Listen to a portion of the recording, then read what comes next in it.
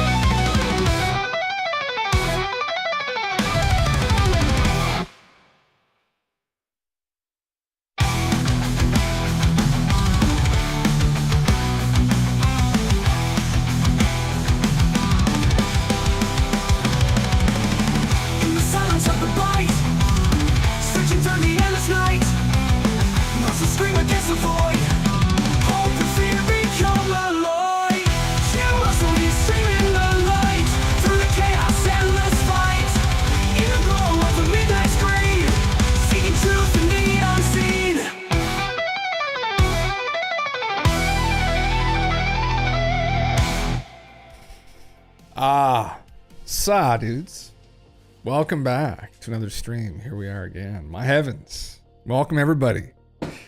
This evening, nuclear reactor on the moon.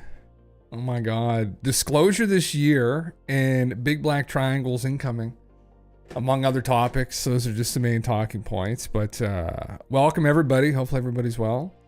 Yes, I saw that Digibugging me play the guitar outro. We're gonna work on it. Yeah. Are we drinking? I'm having tea, actually.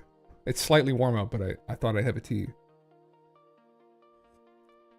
I'm going to the gym quite a bit this week, so I'm probably gonna wait till Friday, actually. I'm gonna try to. I always say that, and then end up cracking like tomorrow, who knows. But I'm on the tea tonight, as much as I would like a glass of some malt liquor. But yeah. Do it like baked? I don't know, yeah. I'm not. Interesting. My eyes look larger. Interesting. Yes. Let me jump into this here, guys. We'll get into it. Go over the couple things I have pulled up. Some of the slop here. Yes.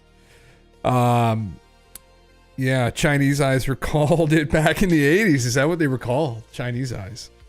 I don't know. Maybe the light's brighter. I don't know. The whole setup, I don't know if I shifted it by accident. Everything feels off for some reason. I don't know why. Oh, maybe I'm closer to the webcam too. I don't know. Yeah. Among news that I saw while I was scrolling here. Yes, we're on Tuesdays. Next couple Tuesdays will be slightly delayed. We have a prenatal class you have to attend. You have to attend for all new parents in Canada. They require you to attend it from the hospital, so we have to tune into that for, at least I tune into it for the first hour and a bit. So That's why I'm delayed on Tuesdays. I usually try and sit around for a bit of it. But yes, I saw this. Man, this is fucked. Goddamn. Mexico mandating biometric digital ID for all citizens. I don't know if this is true. I just quickly Googled it, and I think it is true. I don't know how true it is that it's being implemented soon. This officially introduced a digital identification system by signing law that turned the previously optional biometric-based citizen code into a mandatory document for all citizens. Interesting. I mean, they already have everybody tagged with a number from birth, right? Your social security number, but now they're gonna have all your biometrics. God damn. Yeah. Good Lord. This is obviously following the coattails of all of the mandates, ID mandates going on in the UK to access the internet. I just literally saw this 2 seconds ago. This is the other thing that I had up here that I mentioned the other day, but I found the actual Reddit post. But the internet is genuinely dead. VPN proxy detected on YouTube. I just got this for the first time. I live in the UK, so I don't want to submit ID. It is so sad that the internet has breached this level of privacy. It used to be a place where people who can't express their views in real life could express it here. But now all of it is gone. It is no longer autonomous. We need a new autonomous space. A truly autonomous space? Or just like semi-autonomous? Yeah. Interesting though. Interesting. At this point, they're really all desperate to collect your information if they're literally blocking VPNs. Yeah, people weren't sure if this is true, but it is. I guess there are people who are getting this. I guess this is just one guy's post, but there's a lot of people that have chimed in and said they are having the same issue. So, yeah, and this calls back to this kind of infograph here that was around 4 years ago, something like that. I remember sharing this. I remember when they posted this. I think it was in 2022, maybe 2023. This is the World Economic Forum, and they had posted this digital identity infographic here. James is just bringing this back up. Governments will frame digital ID around our safety and convenience, but this is a manipulative guise for government to surveil and control. If we want to protect our individual freedoms, we must say no to digital ID, is what he's saying. Healthcare, financial services, food and sustainability for farmers and consumers to verify provenance of produce to enhance value and traceability in supply chains. It's extremely interesting. Traceability in supply chains for the consumers. Okay, what's that supposed to mean? Right? Travel and mobility to book trips to go through border control between countries or regions. Humanitarian response, e-commerce. You got platforms like Twitter, which we're not elaborated on. Well, I guess, sorry, I just yes, you did. Sorry, I'm incorrect. Social platforms, right there. Yes. To access third-party services that rely on social media logins. So that's everything, which is crazy. And this is all to do with your digital identity, your digital ID. E-government for citizens to access and use services, file taxes, vote, collect benefits. Telecommunications in smart cities to monitor devices and sensors transmitting data such as energy usage, air quality, congestion. Sorry, you got to turn the AC off, bud. We're gonna flick that AC off. You had it on for a little bit too long this summer. All right. That's fucking believable. Just unreal. Obviously, two of the sketchiest things recently, aside from the mandated IDs to log into social media platforms, the food and sustainability part. Now they elaborated on that a little bit, right? In one of their talks. I mean, a lot of people have seen this infograph. They didn't actually listen to the talking points, the rhetoric from some of the guests that they had on at the World Economic Forum. One of the guys who was a part of the forum, he was talking about how we should start potentially regulating people's consumption of meat. And it was a hypothetical, of course, right? But you've had red meat 3 times this week. That's really all you need. So you've had enough. And so you'd be cut off from, you get like tokens, or you'd only be able to purchase so much red meat. And recently, I was just covering this out of the UK as well. They were talking about within the next 10 years for travel and mobility, limiting people's ability to move based on carbon credits that they have, right? So kind of like corporations that carbon credits, you can only spend so much before you run out, although they can trade them, right? People can't trade them, so once you've expended a certain amount, you can no longer fly to your favorite destinations anymore. So they'll lock you down, essentially. It's like, no, you can't leave the country. You can't fly to the country, right? You've used up all your travel credits. You went on one trip this year. Jim, that Google CEO podcast I posted touches on the food bits. I got a couple of them pulled up. Did you? Which one was that now? The one you just posted today, or someone you just posted this a second ago? Oh, the Diary of a CEO. Did I pull that up? Oh, you just posted that at 5 o'clock. Okay. Here, I'll pull this up too. Yeah. Interesting. Ex-Google exec warning the next 15 years will be hell before we get to heaven. Interesting. Yeah. 59 minutes in, I can find you a timestamp. Okay, it's like a 3-hour thing. I was listening today. Okay. It's 59 minutes in? Okay. Will new jobs be created? What do we do in this new world? Is that it there? Interesting. Yeah, just let me know if it is. I can pull it up for relevant conversation. All right. Okay, thank you, man. Yeah. This music is not very chill. Because the economics of money is going to change, because the entire meaning of capitalism is ending, because there is no more need for labor arbitrage, because AI is doing everything.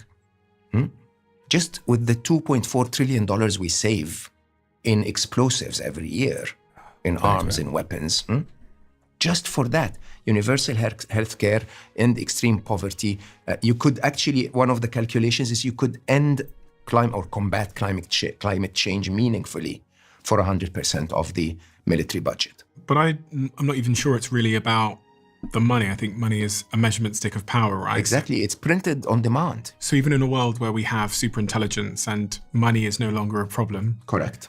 I still think power is going to be insatiable for so many people. So there'll still be war because, there will be more war in my view. I want the strongest AI. I don't want my... And I don't want, what Henry Kissinger called them? Yeah. The eaters. The eaters. Yeah. Brutal as that sounds. What, is that the people at the bottom of the socioeconomic... That don't produce but consume. The eaters. So if you had a Henry Kissinger at the helm, and we have so many of them, what would they think? I don't even know who that is. Why a very prominent military figure in the US history. Why would we feed 350 million Americans, America will think. But more interestingly, why do we even care about Bangladesh anymore? Pambo, what's up, man? If we can't make our textiles there, or we don't want to make our textile there.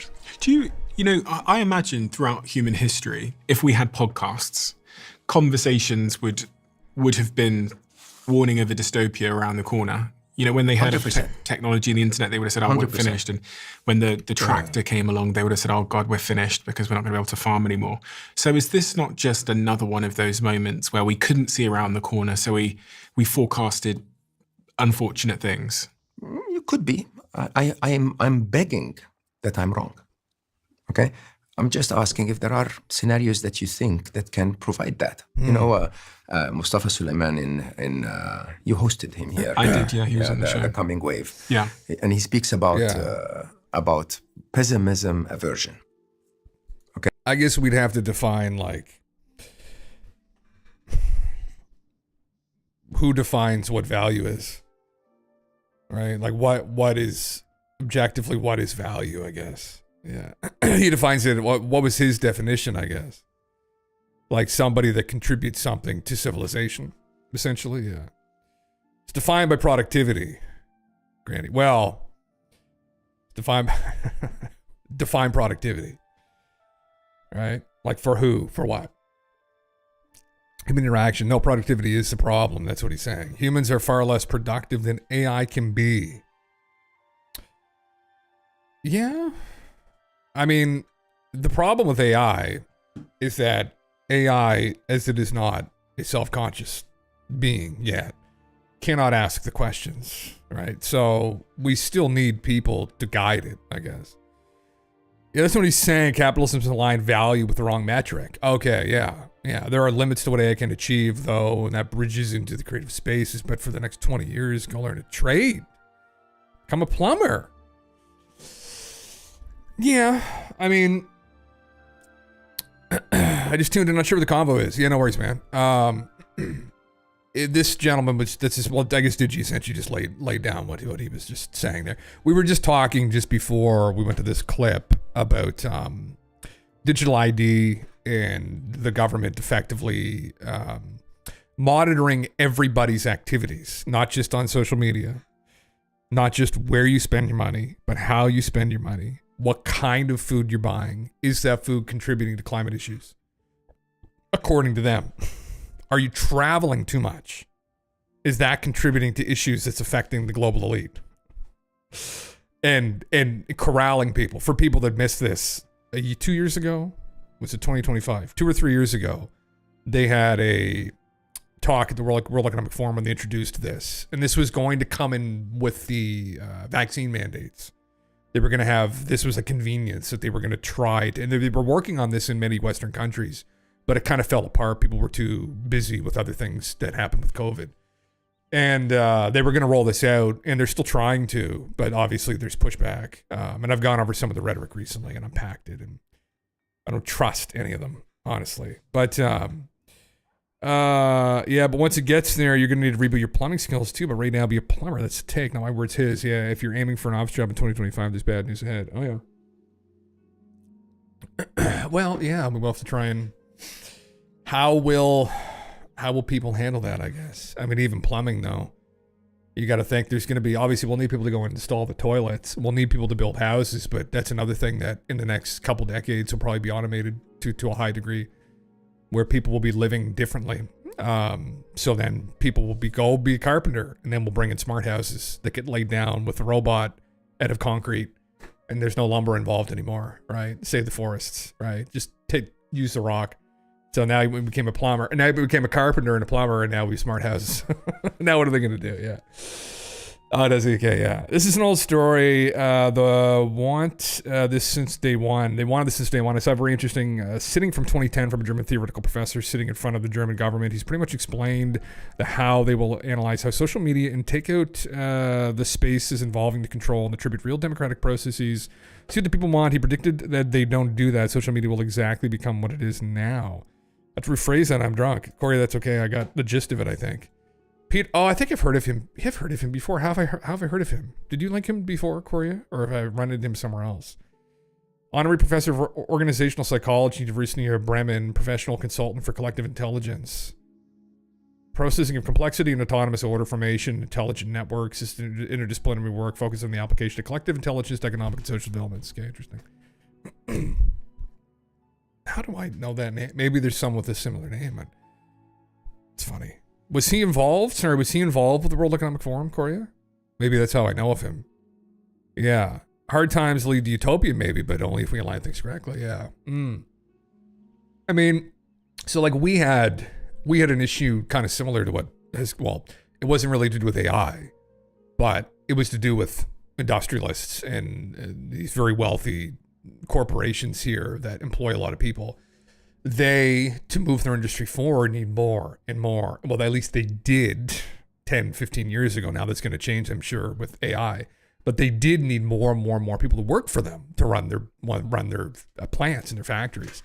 And so we had a very small campus in St. John, New Brunswick. University of New Brunswick had a very small campus there.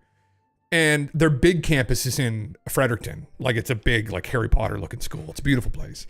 But the area, the smaller one in St. John, which is the older, I believe, of the two, if I can recall correctly, it had been more and more functioning like it had kind of moving to a bit of a trade school. There is a trade school in the area.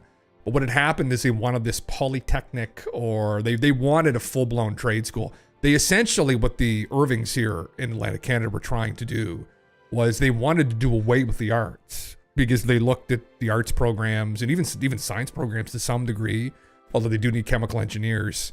They were like, we want engineers, we want technicians, we want people that are going to push buttons and work in our factories, and we don't really care about the arts. And so there was a giant pushback by everybody in the arts.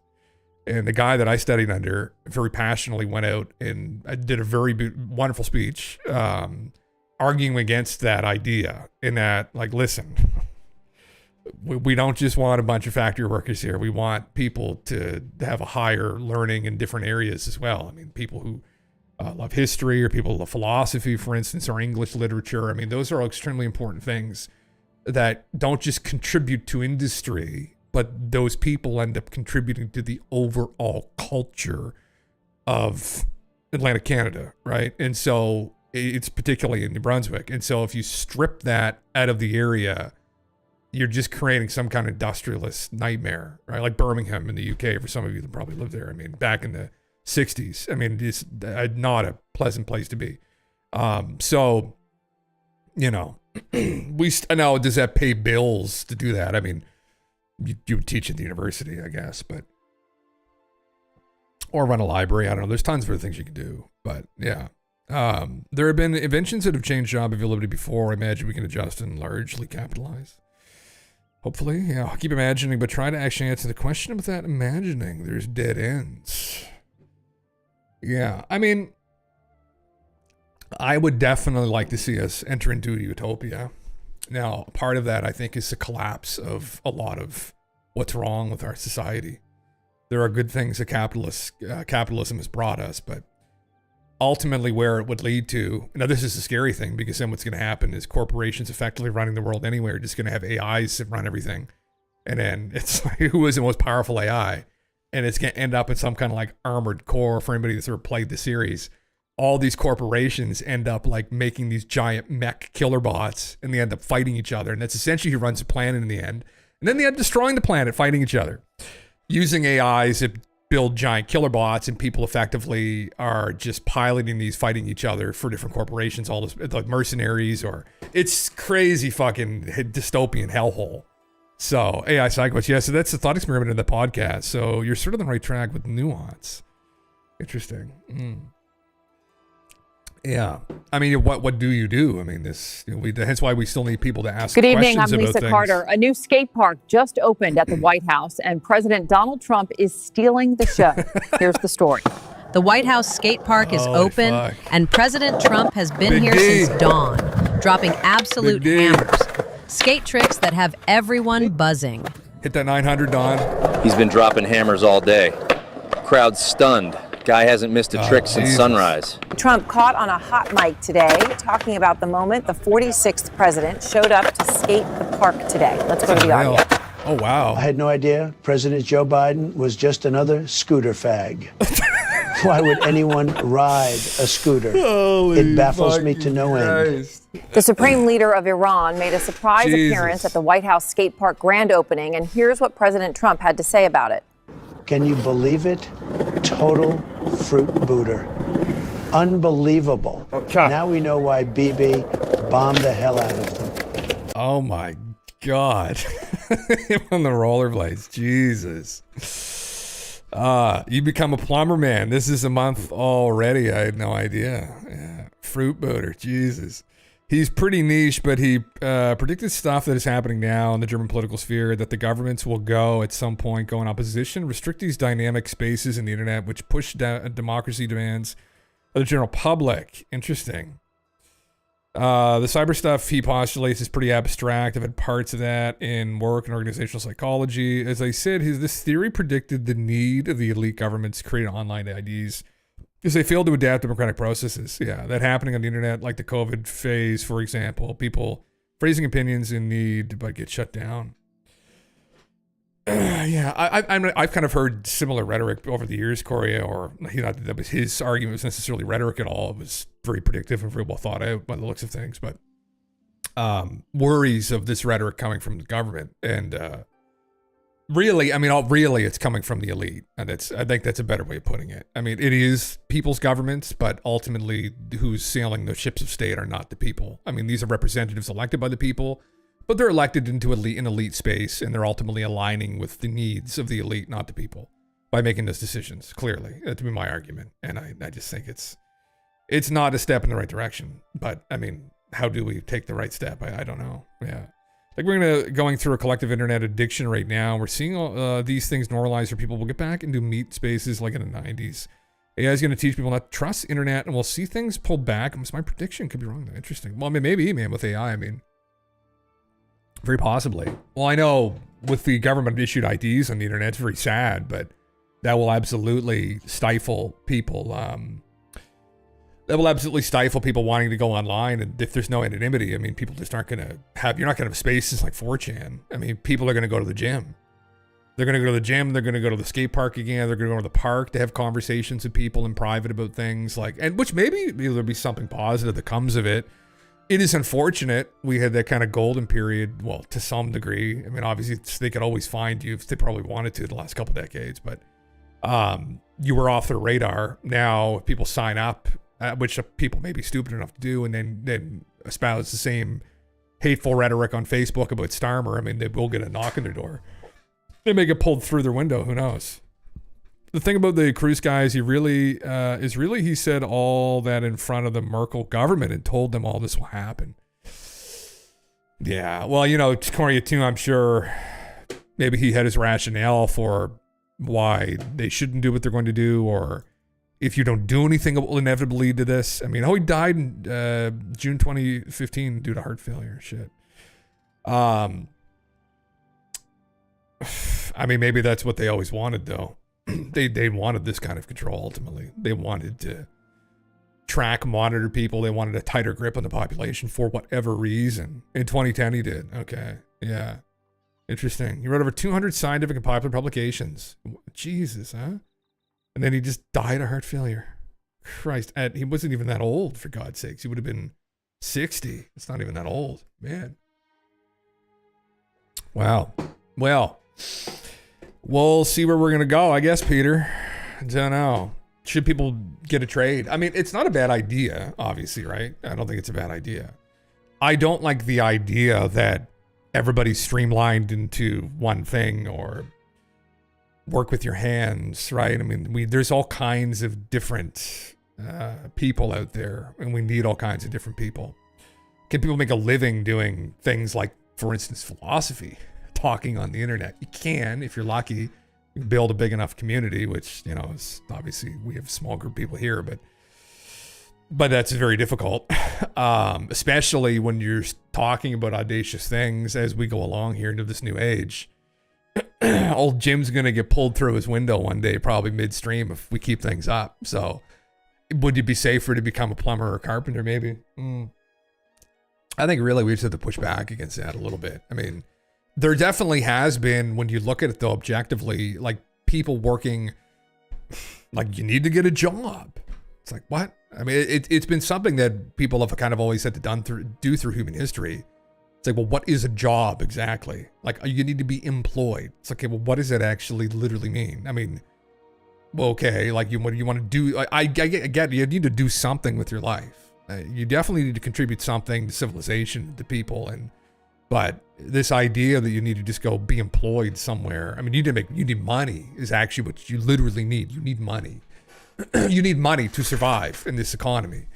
That's what you need. Having employment guarantees you a steady flow of money. And so that's the argument. Now, what are you doing? There's a lot of people in government who, I mean, and probably many people know this, don't really, they kind of do stuff, but could a lot of that stuff be automated? Absolutely. So then what happens to those people? What do they do? And then you get to the useless eaters comment that he didn't say himself, but it quoted. I think he said Kissinger, right? But what do you do with those people at that point? The only thing that again, that's an elitist way of looking at people too, that they're like, well, you're not doing anything for me anymore. What are you doing? It's like, oh, I may be doing this for a living, but on the side, I'm an artist. I paint, or I'm a poet, or I'm a musician, or they're contributing other things to the culture of the area. And these people are just so fucking idiotic and smooth and just so mechanical in their approach to things, like the elite. They don't understand that's even necessary to create a thriving, right? A human flourishing. And so they're just these industrialist attitudes that disgust me. But anyway, to put it in the words of the next Google CEO, automation is going to drive us back to the time of hunter-gatherers, but with advanced tech, and we're out roaming forests with our friends, potentially doing nothing all day. Nothing. Yeah, plumbing is just a secure role for the next 2 decades. It's just a long lifespan that office work at this point. Yeah, Jim, this is defined in the Discord. Did you write it in the Discord? Yeah, I didn't see it. I was watching that thing. Yeah, he was one of the best internet analysts in the scientific space, in my opinion, from a psychological, philosophical, and computer science combined aspect. Interesting, Korea. Capitalism is built on labor arbitrage, yes, and now we're replacing cognition with machines. And where's the labor remaining? Yeah, robotics is the last mile. Defined in the Discord, capitalism is built on labor arbitrage. Yes. Okay. Yeah. Yeah. So then it falls, I guess, right? Is that what happens? Where do we go? How do we get to this utopia? How do we reach that with this AI? I don't know. Right? Yeah. Scarcity until abundance. Scarcity, that's scary though. Requires replacing all of the current power players in the world with AI. That's the play. That's gonna be real messy because I mean a lot of them are gonna be in charge of it, right? So like, are they gonna have their finger in that pie? I guess so. How do we get around that? Yeah. Get my pal. What's pal stand for? What's pal mean? Your buddy, or just stand for something else? Yeah. Position and acquisition license. Oh, okay. All right. Okay. Yeah. The right to. Oh, yeah. Okay. Yeah. Okay. Right to God. Yeah. This is why I will try and talk with aliens. I mean, that's like no fuck. Not even joking. Not even joking in the least. I think our biggest threat, personally, I think you've heard me kind of reiterate this a couple times, is my assessment, which objectively isn't worth a lot, I don't think, but it's my personal assessment looking through things over the last decade, 15 years at least, I'd say more seriously, is that I think the biggest threat we're dealing with are some kind of, and it's elite isn't even really fair, like hyper elite, I would say people at the tippy top of the pyramid. I think that's our biggest, because they can do all kinds of crazy, nefarious things. I mean, there are people who have called out COVID as potentially being the first step in managing the population. Managing, right? Because what do you do with all those useless eaters, in their opinion, right? Once you automate everything. Eliminate all CEOs of the AI or the memes. Oh, Jesus Christ, there's no reason for the disproportionate multipliers of wage. And most CEOs of big companies have. Yeah, that would be, but then you need decision makers though too, right? I mean, that's assuming AI is going to be able to make decisions like that. It's going to be able to ask questions. Yeah. Laws that prevent 1,000-time multipliers on wage ratios, for instance. Well, all of that, no, that's a very good idea. Yeah. I'm 100% on board with that. Yeah.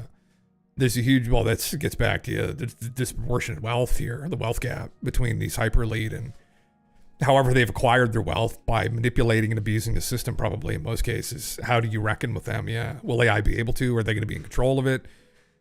Do they look, is this a big club and we're not in it? Is the other concern, right? Where like even people like Sam Altman and even Elon, even people along these lines, although I'm sure some of them may have love for the general population, at the end of the day, they are a part of a big club and we're not in it. And it's like, the concern for me is that, and this was honestly a concern going back for decades, that if there is some kind of global elite that is somewhat organized against the people, you'd have like a V for Vendetta situation crop up if you wanted to kind of bring in authoritarian rule.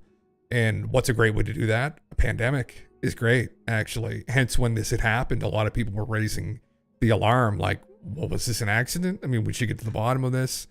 Would you ever be able to realistically get to the bottom of that? It'd be very hard to discern whether it was or it wasn't. Christ, they had a hard enough time trying to discern where it actually originated, which shouldn't have been that fucking difficult. But I mean, most people knew almost instantaneously it probably came out of a lab in China, and specifically what lab. And now we know with quite a bit of conviction that is what happened. So the question is, did it come out of there accidentally, right? And I'm not a big fan of the elite advertised stuff in movies and blah, blah, blah, blah, blah, blah. I think maybe movies and creative people come up with creative solutions to some of their problems they end up using maybe, right? And if no one's seen V for Vendetta in a while, man, watch that movie. It'll spook you if you haven't seen it in like a decade or so. Yeah. God damn. It will all end up like China to mitigate a government opposition about 25% using VPN there. That's easier to deal with than 75% are controllable. Corey, interesting. Okay, what's up, man? I'm not going to the internet with an online ID ever. There'll be ways to go around it. Same, Corey, yeah. Jimmy, I think you need to dig deeper on the lab leak. Oh, God, brother. That is what would get us in trouble. And not that I think we'd be able to get any deeper into there, but we don't know with certainty that it was China releasing a virus and intentionally Wuhan, yes, but it originated in America. Well, yeah. Well, so for people, I did not read Bobby Kennedy's book. Don't put your persona around knowing what happened with COVID. No, I'm not. I didn't say I knew anything. Very careful. I don't know what happened. I'd say I would bet that it wasn't. Let's just say I place a bet it wasn't an accident. No. So Bobby Kennedy wrote a book called The Real Anthony Fauci. So in the book, The Real Anthony Fauci, he detailed, I kind of know the basic synopsis of the book. He detailed the US's involvement in gain-of-function research over the last 30, 40 years, 50 years really in the States.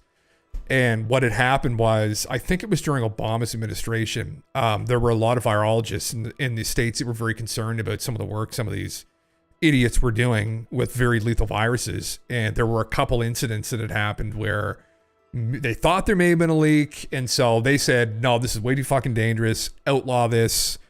And Fauci was involved with it. And what had happened was they did outlaw it in the States. They brought it offshore. And the COVID strain that ended up going around the world was the one that ended up in Wuhan. And so, yeah, the Wuhan lab, for people that don't know, that was fucking around with that strain, it was originally, the recipe was cooked up in the States by Americans. And they simply just went offshore to China because China didn't have a strict policy when it came to gain-of-function research. And then from there, obviously, it was further weaponized and whatever and honed over the following 10 years or so, 15 years, something like that. And then it just got out, I guess. Accident happened, I guess, you know. Everyone calling Wuhan to blame is ignoring the fact that China wasn't the issue. No, I'm not saying China's the issue yet. This whole push for online badging is going to end up with a shit ton of people ditching the internet as laws become more draconian. Absolutely, man. That's what we're talking about, yeah. It's American propaganda essentially to cover up what America was. Exactly. And when we talk about like who are the global elite, I mean, it's a very eclectic group, I'm sure. I don't pretend to know who they are. I mean, there are names you can throw around. When you look at how the world works, the systems it's been built upon, there's a very strong Western influence everywhere.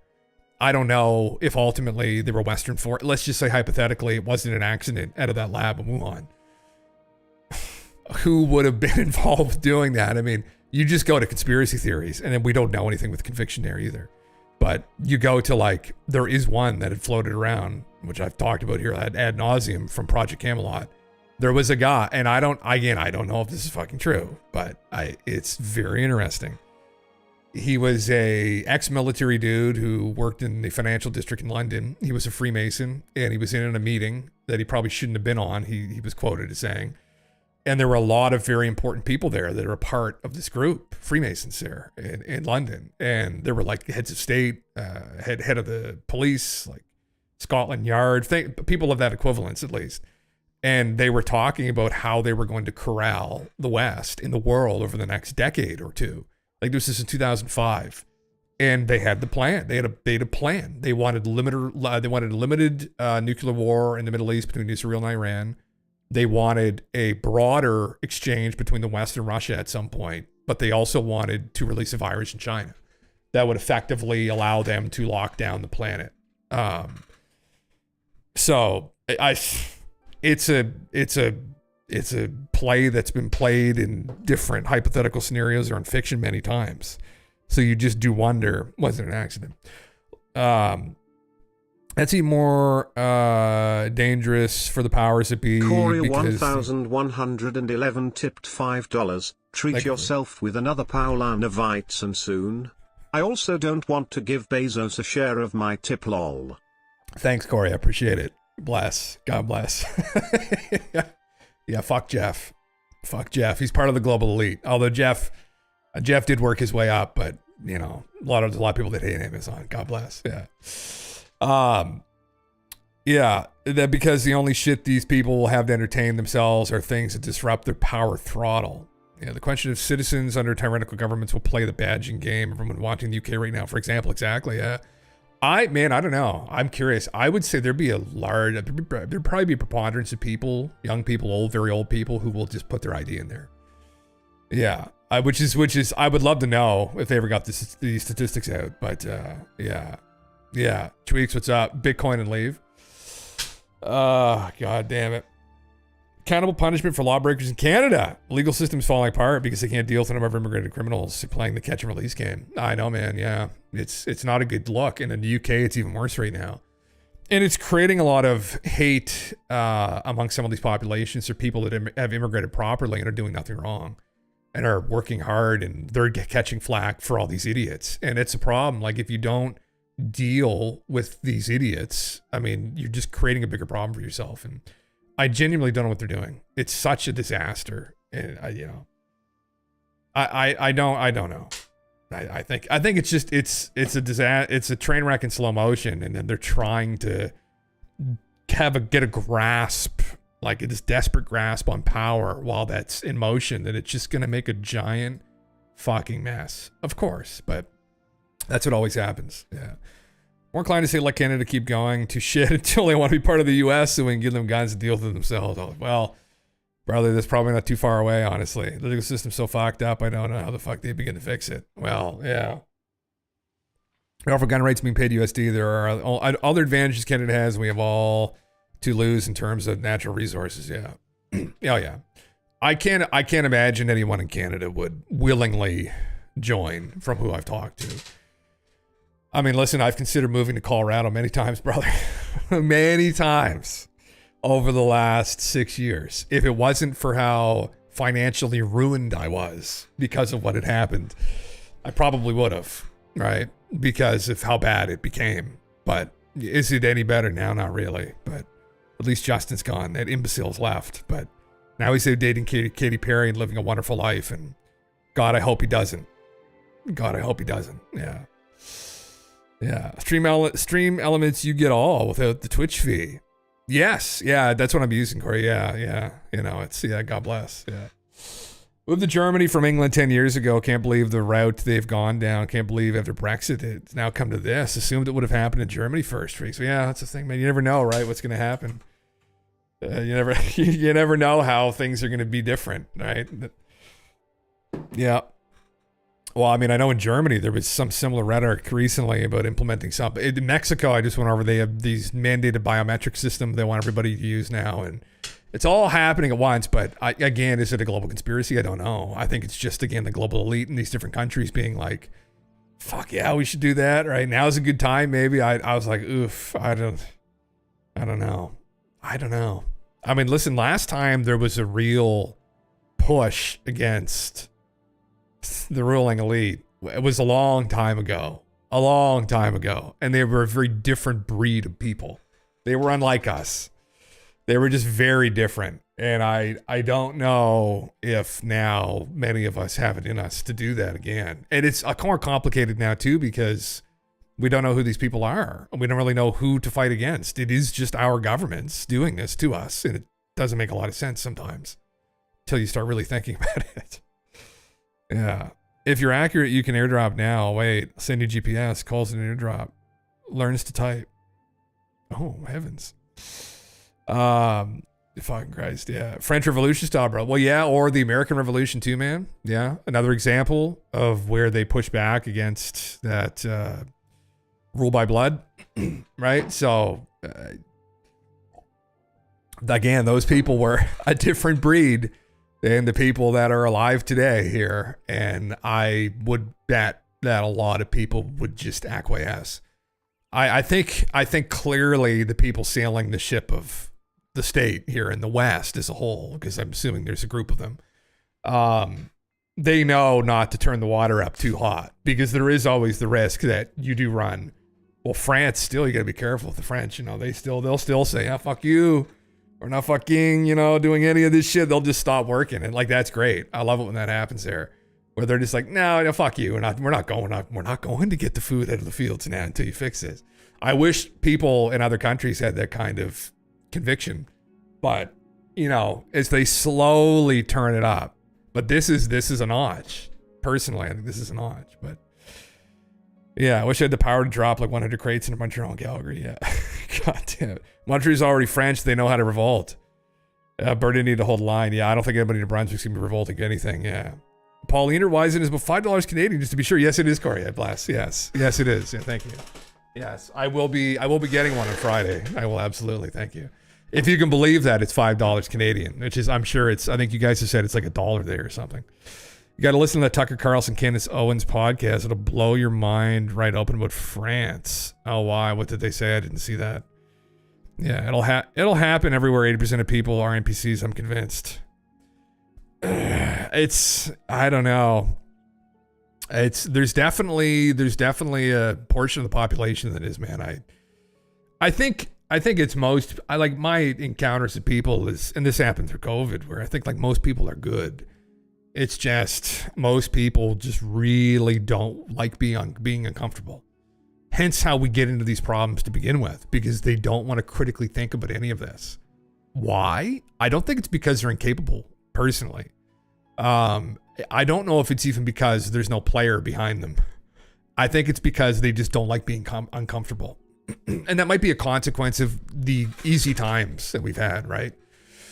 Right? The easy times have made the last couple generations, we'll say, fairly soft in some areas where, although some like, you know, I would say the boomer generation absolutely in some places had to deal with some pretty bad shit. I mean, you had to deal with your parents being a part of the Korean War or World War II, and then they were drafted too for Vietnam.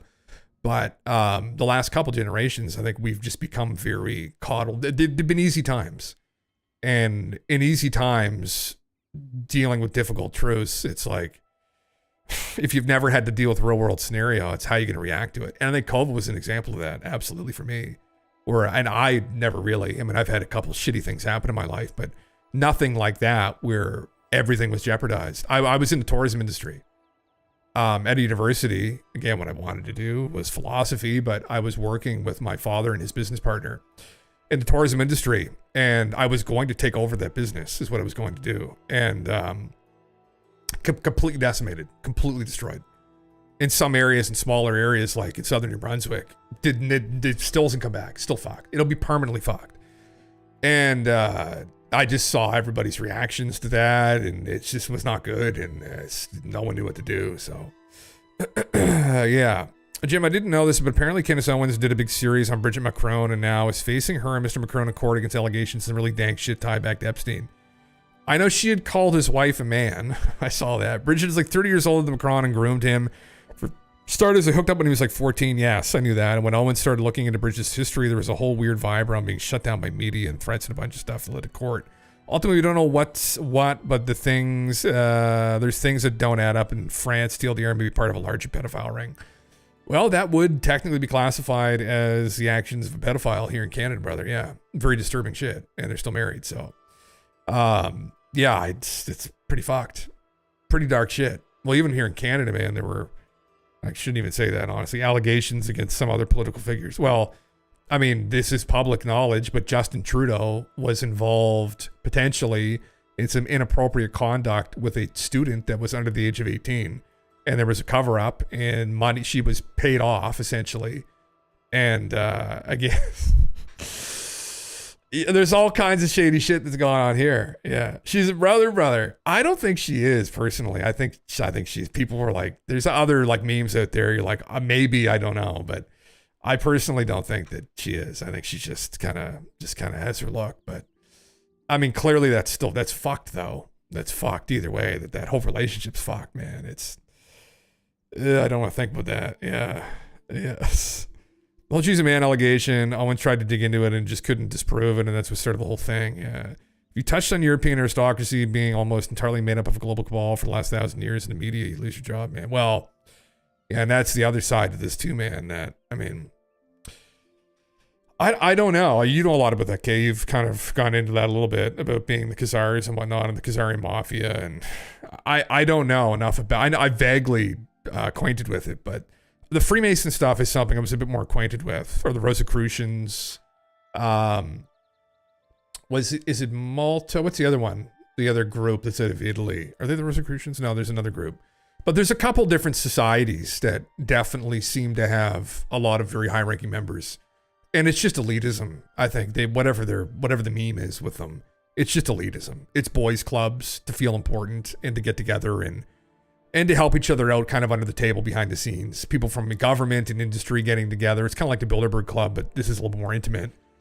And it's just a way for them to send money to each other under the table and do deals. And that's probably what it is. But it could also be as well, they could have some sense of responsibility for civilization in those areas. And maybe that is one of the memes here in the West, that we have these groups of people that have kind of got together and they're trying to make decisions as to what to do. And they think of themselves as like the philosopher kings here in the West. Yeah. Yeah. At a certain age, he shows up out of nowhere and does not deny allegations about formerly used names. I mean, even for me, like, I don't even care about that. Like, I'd be irregardless of whatever happened with her or him, whatever. The fact they had a relationship when he was that young was disturbing. Yeah. Christ. Veil transparency is becoming very, very thin. It all started when the bloodline of Cain was brought into Europe during the establishment of the first high kings of modern Ireland, Scotland. The Pharisees were married in European blood, and directly after the Mughalite kingdom started invading Europe. Okay, interesting, man. I'm vaguely familiar with that. Yeah. My personal opinion that the global power structures have relied on secrecy and misdirection are all going to crack because information wants to be copied and set free via technology, and truth will one day be ubiquitous as we continue down this road of Big Brother technology. As long as we don't let those doing the evil be the ones controlling the tech, you let them be the evil ones controlling the tech. That is to be for the people, by the people. Yeah, exactly, man. Yeah. I think the problem is, like, how do we maintain control when they have so much influence over these industries? That's the concern. It's like AI, I think, as we can agree, potentially can become some wonderful tool. But if it's under their control, it can become a literal nightmare. Yeah. America was invaded by Nazis in World War II, and that's what founded much of the existing space program. Yeah. We won the war. Well, I mean, they used them is what the claim was, I guess, with paperclip, right? Yeah. Oh, there are crazy stories. I was just watching a video the other day about, these are obviously kind of baseless accusations, but I don't know. How would you ever prove this? But that Werner von Braun had like strapped dissenters, I don't know if they were necessarily Jewish people, but to rockets and fired them like in testing. Like, there was all this fucked up shit that some of these Nazi paperclip scientists were involved with. I know a couple of them a little bit, like, they knew more. I don't know if that's true, but for von Braun or not, but undoubtedly they were involved in some sketchy shit. And then, yeah, they came over and then they were just involved in, well, this is the thing, which is what I usually talk about here. Not just the space program, but then consequently, it's what maybe happened after in 1947, right? It may have actually happened earlier in 1941. There was a recovery potentially of materials and possibly biologics that they were also involved with. And they maybe had their own recoveries in Germany. And that was one of the other reasons why they may have been brought over. And although they were fucking around with rocket technology, which was wonderful, there is another goal there. And then that's where things get really concerning. And, you know, you listen to people like Stephen Greer, you just throw your hands in the air and say, we're all fucked. So I tend not to agree with him, but essentially after they conquered Europe, they wanted to create New Atlantis in what became America. And there was a faction split between Gnostic Templars and Kabbalist Khazars. Interesting. Okay. Yeah, I'll buy that for $1. Dial 9 to subscribe to Occult Facts. Yeah, Freemasons used money from the Kabbalists to fund their expedition, and they told them to get fucked because they weren't going to kill any kids and sacrifice the tribes they made friends with. That's also why the last told it to French aristocracy directly funded the Freemason privateers to kill their own extended family trade routes. Jesus, man. Where did you read that? I'd love to get into that a bit more. Like, I've heard these stories. I've heard stories relating to the Kabbalists and these ritual sacrifices that they still to this day engage with, and it's very disturbing claims. Like, yeah. But yeah, I don't fucking know. You know, the worst case scenario is these people have back engineered to some degree alien technology. And I mean, if you listen to Stephen Greer, it's like, well, Stephen, like, brother, what hope in hell do you think that we have now? I think Stephen thinks that the Galactic Federation is going to step in or something, but it's like, You don't fucking know that. Like, how do you don't know that? Unless they've talked with them. Maybe they have. Hamish Ed thinks they have. He said he knows they have. I mean, again, that's a wonderful claim. That there's no real proof for us of that, but it's just more hearsay. But it's a hell of an anecdote. Weighs pretty heavy. Not something that'll just be in one book. I had to piece all that shit together by following the bloodlines of aristocracy and the migration of people from ancient times until now and their cultural beliefs. Interesting, man. Interesting. Yeah. Yeah. No, it's what do we do? I don't know. I mean, for me, my particular area of interest when it comes to these conversations was just with, well, it's with some ancient astronaut memes, right? And possibly cyclical cataclysms. But I honed in on the alien thing. And it was later though, because initially when I got into it, I was very young. And it was just about aliens. And then it slowly began to get into, okay, well, so who was the MJ-12, right? And this was a real group of people, according to Stan Friedman and others. And what happened with them. And then at some point, they just became corporations, aerospace corporations, and the elite effectively. And it's like, oh shit, okay, so the global elite has been fucking around with this technology, and then we don't know from there. That's essentially the breadcrumb trail, and then whether they figured it out or not is the real concern, I guess. And what do we do? You can find a ton of information about it by reading about the wars through Europe that upset the Franco-German power structure and moved to Central Europe, displacing the royal families. At the head of it, you'll find the Khazar families marrying into aristocracy. Okay, interesting, man. Yeah, I've seen some documentaries pertaining to stuff like this. I know Jordan Maxwell had talked about this a bit. I watched his work quite a bit back in the day. Very interesting, very disturbing. I mean, especially when you get into the occultic practices and that some of it is still embedded in popular culture and they control places like Hollywood. And this obviously isn't just one ethnicity of people, but there's varying different power groups involved in doing so. And it's like, oh, fucking God. It's, Jesus. But this is the other thing too, man. It's like that a lot of people don't want to contend with. It's how bad are things really and how complicated are things really. And that's just, unfortunately now in this day and age, although we have access to a lot of information, I think a lot of people just vastly underestimate how complicated things probably are. Yeah.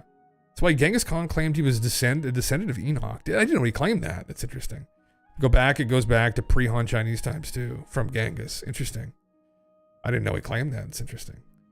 I don't know a lot about him though either. I watched that show Marco Polo a little bit. That wasn't about Genghis. It was about Kublai Khan, his son or his cousin, nephew, something like that. But yeah, I don't know.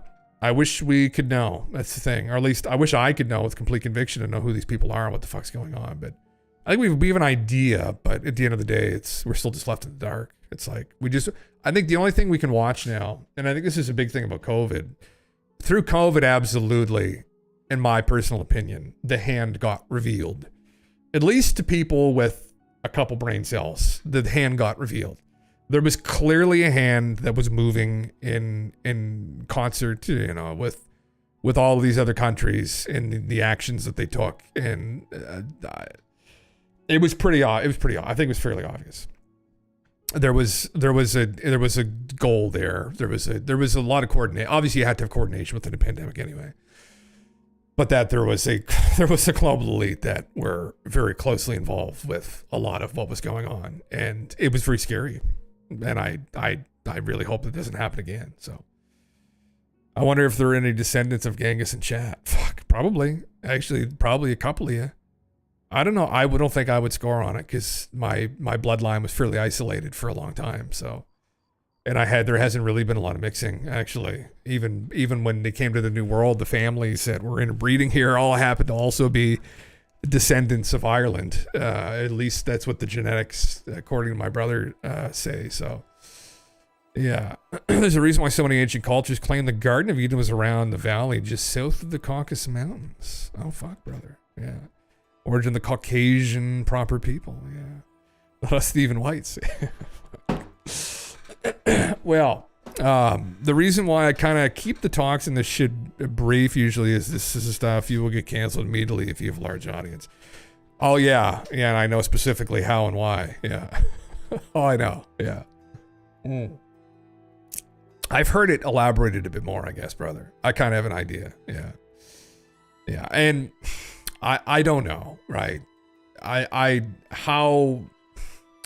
guess we've tried to come to these conclusions. I mean, how bad are things actually? That's the question I've asked myself. And I know there's some people out there that just take this as it is and they don't assume that there's anything more complicated going on, or I think really they just don't want to contend with that potential reality.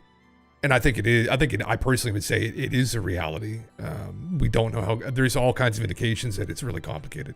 Now then you got people like David. You go to the David Icke scenario.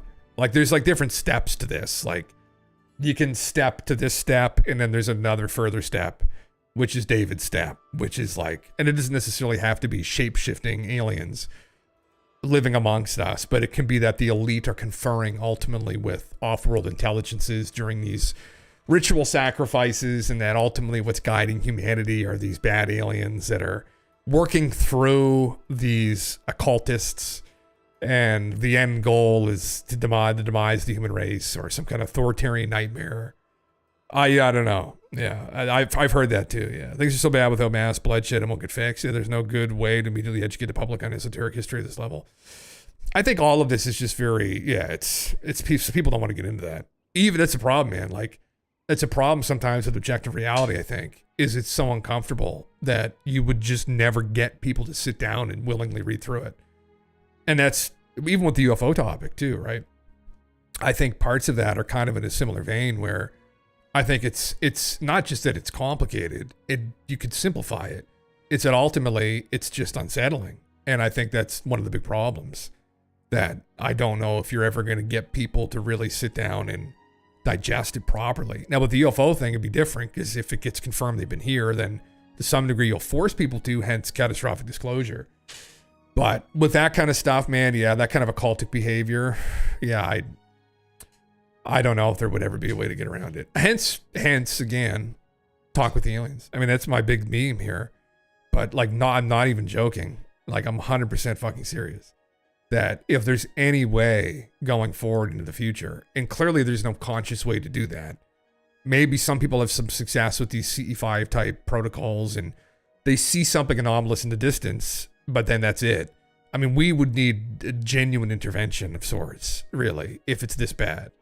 And I think that's really the only thing that would do it. And so if that's all that's going to happen, then it's a bit futile, I guess. But maybe going forward, depending upon how people, this is why these conversations, not that I'm necessarily having with 20 people, but some of these other content creators are having with 20 million on YouTube and Twitter and so are important because it's bringing people in who don't have any kind of bearing on any of this stuff. And that maybe that's what's needed to facilitate some kind of conscious contact with the public. Maybe they just need more people to wrap their head around this because there's rules and regulations we don't understand that they have to abide by. I don't know. I mean, either way, it wouldn't hurt for people to kind of begin to become acquainted with the potential for this conspiracy, which is really what it is ultimately, I think. It's a massive fucking conspiracy pertaining to the UAP stuff, at least. So anyway, yeah, it's don't know. Much as I would love for that to happen. The other thing too is I think with the CE5 and the contact, that would make more sense to me if it was some kind of at least mildly benevolent civilization. If they would look at the corruption involved here right now and want nothing to do with the elite. They would go right to the people. I mean, from all of the anecdotes we have, they're capable of dealing with tons of people at once. And so why not just go and speak to everybody all at once? Like, we don't need a priest. We don't need any kind of people within government. We don't need any kind of intermediary between them and us. We don't need Dawn to tell us that the aliens just come talk with everybody face to face. Like, just cut the middleman out and then explain to the people the degree of the problems and how we could fix them. It's my hope. That's my dream. There's maybe more information than a normal person can intake and make sense of to deal with it all. There needs to be a narrative, and right now I guess it's the various religions. In other news, but related to global control structures, the Clintons were subpoenaed for the Epstein shenanigans. I saw that. They're going to be pulled before Congress, which is nice. Yeah, mark my words, on the other side of this, we'll understand how it's all connected. That's my hope, brother. One day is we do get the top down. There's only one place we'd get that from, and I think literally it would be whoever's flying around up there. Personally, I think that's really, because with compartmentalization of information, and when you get into occultic practices, the same thing happens. Like, how many people actually know everything that's going on from top down? Not many. And probably, does anybody actually understand everything? I don't know. Right? That maybe we do literally need the aliens to give us that real objective view of everything. Hillary Clinton were definitely involved, Wayne. Oh, brother, amen. Conor McGregor's running for president in Ireland. Maybe he'll be able to help. God, that scares me a little bit, brother. Gotta be honest. Coked up, madman, warrior running the country. But this is what happens, right? When you don't fix your problems. When you let shit go unchecked and you don't fix your problems, what happens is the populist candidates rise up. And the people elect is what happened with Trump. The people elect them because they're rogues. They're perceived as not being controlled by the establishment, and they throw them into power. And they know full well that they could be an agent of chaos, which to some degree has been with the tariffs in other countries if you haven't been living in the United States. I can't buy California wine anymore, which made me very sad. But, that was the consequence of just the same old bullshit time and again. And there was no shakeup. So populist candidate gets in. Same with Ireland. You're going to elect some wild man, some coked up wild man to run that country. And it's like, fuck, I don't know. I guess we'll see what happens. Imagine if we had to only eat what we could get locally. Here in Canada, brother, yeah, we'd be pretty fucked, wouldn't we? We'd be living off root vegetables and jerky all winter. We got, you know what happened now? no more bananas. Globalism is done with. Well, that's what people are saying. They say down with the globalists. It's like, well, I do like pineapples in December, right? You do like those fun little like Christmas drinks that people do. All these fun fruits. You're like, shit. No, we wouldn't have any of that. I mean, decentralization, decoupling from the state. That's one of the movements that people have been talking about. Academy of Ideas has put out a couple great videos on this, but that's where they see things going. If these countries become more authoritarian, that people will just decouple. Now, who's going to be? There are trendsetters, there are trailblazers that are out there doing this. I mean, they just don't support the grocery stores anymore. They live off the grid, whatever the Christ they're doing. I mean, ideally not, but yeah. Yeah, fuck avocados, strawberries, maybe a month. Well, listen, we can get a hold of some of that fruit just in the summer. You got to freeze it. Just get your freezer. Instead of going to the grocery store to buy meat, or every time you want a steak or ground beef, going to the superstore or the grocery store, just buy a whole cow. Save up your money. Just buy a whole cow. Put it in the freezer. You want chickens? Get a chicken coop. Right? Piss off all your neighbors. Bring in a bunch of rats to your local neighborhood. That's what happens when you get chickens everywhere. It's what's happened around here in suburbia. All these people have these chicken coops. There's fucking rats everywhere. But there you go. You got your chicken right there, or you can just buy a bunch of it, put it in the freezer. It can stay frozen for months, a year plus, right? There you go. There's all your meats. Just have some live chickens for eggs every day. You got eggs and beef and chicken, and that's kind of it. Go talk to local fishermen, right? Like talk with the fisher guys out here. And if you're by water, like in the East Coast where we are, go down to the dock, find fisher guy. Be like, brother, give me some fish tonight, right? He'll go pull something up, give him some money. There you go. There's ways to do it. It's expensive though. Because I was doing that. I've been doing that for years. That's where I would get all my, but it's stupidly expensive. It's not sustainable. It's like, I can't get away from Costco. It's unfortunate. It's really sad. But like, you can't, the rice, you want rice? Can't get rice. You got potatoes. That's it. Rabbit is pretty good too, and they breed like rabbits. That's true. I think I've had rabbit once or twice, Wayne. Yeah. Rabbit stew. Squirrels. People used to eat fucking squirrels back in the day, back during hard times. Running low on vitamin C, pine needle tea. That's how the Native Americans fought off scurvy. And when the settlers came in, they're all dying of scurvy because there was no source of vitamin C. And so they were like, how are you not dying of scurvy? And they do pine needle tea. There's all these other ways you can get it. So there you go. Pine needle tea, rabbit, stew, some potatoes, get some fresh herbs growing in the weeds. Could live all right. You could live all right. Anyway, this is the future maybe. We'll have AI to talk to and tell us all these incredible things, and then we'll be back to being farmers and toiling all day, blowing our backs out, right? But hey, we'll have this AI that can solve all these problems for us. But the problem is we won't have time because we'll be so busy pulling up all the potatoes and... Fuck. What a weird future. If only we just shared more, huh? Maybe we wouldn't have had to go and do that. Stop being so nosy. Well, here, look at this. I'm going to pull this up here. Look at this. Transportation Secretary Sean Duffy is set to announce plans to build a nuclear reactor on the moon, according to Politico.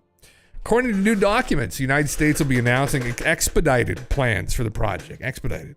NASA is hoping to launch a nuclear reactor by 2030. The reactor directive orders the agency to solicit industry proposals for a 100 kilowatt nuclear reactor to launch by 2030. A key consideration for astronauts' return to the lunar surface, Politico reported. Interesting. It's a big deal. Be the first country to put a reactor on the moon, could declare a keep-out zone, which would significantly inhibit the United States, yes. We share the moon, yes. So it wants to launch and have by 2030. Goddamn. Rolls-Royce recently unveiled its own lunar nuclear reactor. They released the following video. This micro reactor. The Let's pollute the potential moon, why of not? a clean, long-term power source on the moon. Reliably, flexibly, and sustainably Rolls-Royce. supporting a range of operational demands. Providing power and heat output as required. For what, though? People Powering on the moon? new journeys, new connections, new understandings, new discovery. Rolls-Royce Micro Reactor. The power to explore. Wow. Assuming there isn't someone already on the moon, I guess, right? We'd be assuming there isn't someone already on the moon. Maybe there is. And then what? Guess we'll find out. Guess we'll find out real quick. Maybe that'll be disclosure. See a giant nuclear explosion on the moon. Uh-oh. How big of a nuclear bomb would need to go off on the moon for the fallout to encompass the entire surface area? Oh, a big one. Far too large that we could manufacture. Yeah, bro, we need power on Earth. No one's on the fucking moon. Exactly, yeah. How about we have microreactor in our garage powering our own personal AI?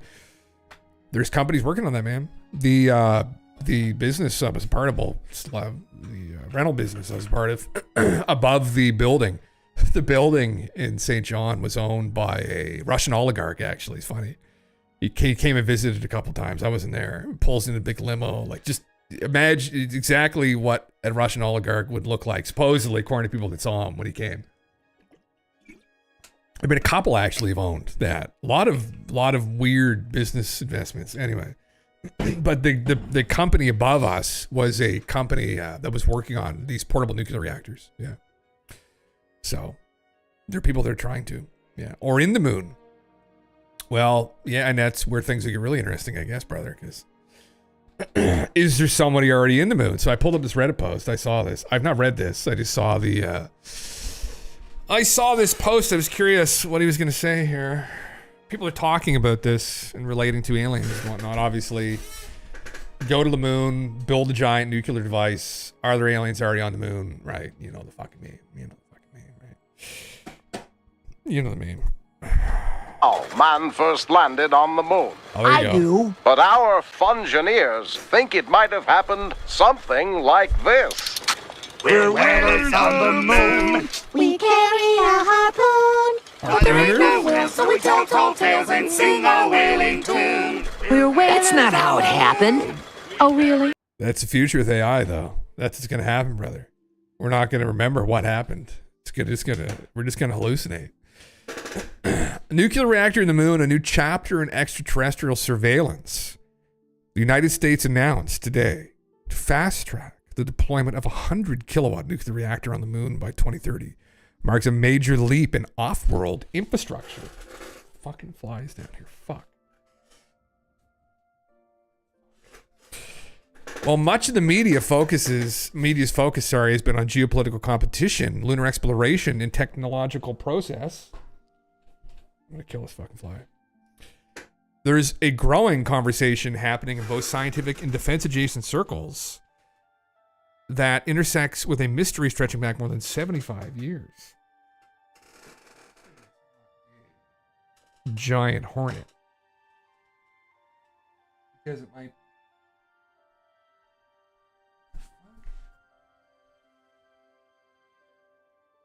Oh. Watch Jim get stung and die live on Twitch. Maybe I'll get in the front page finally. Yeah.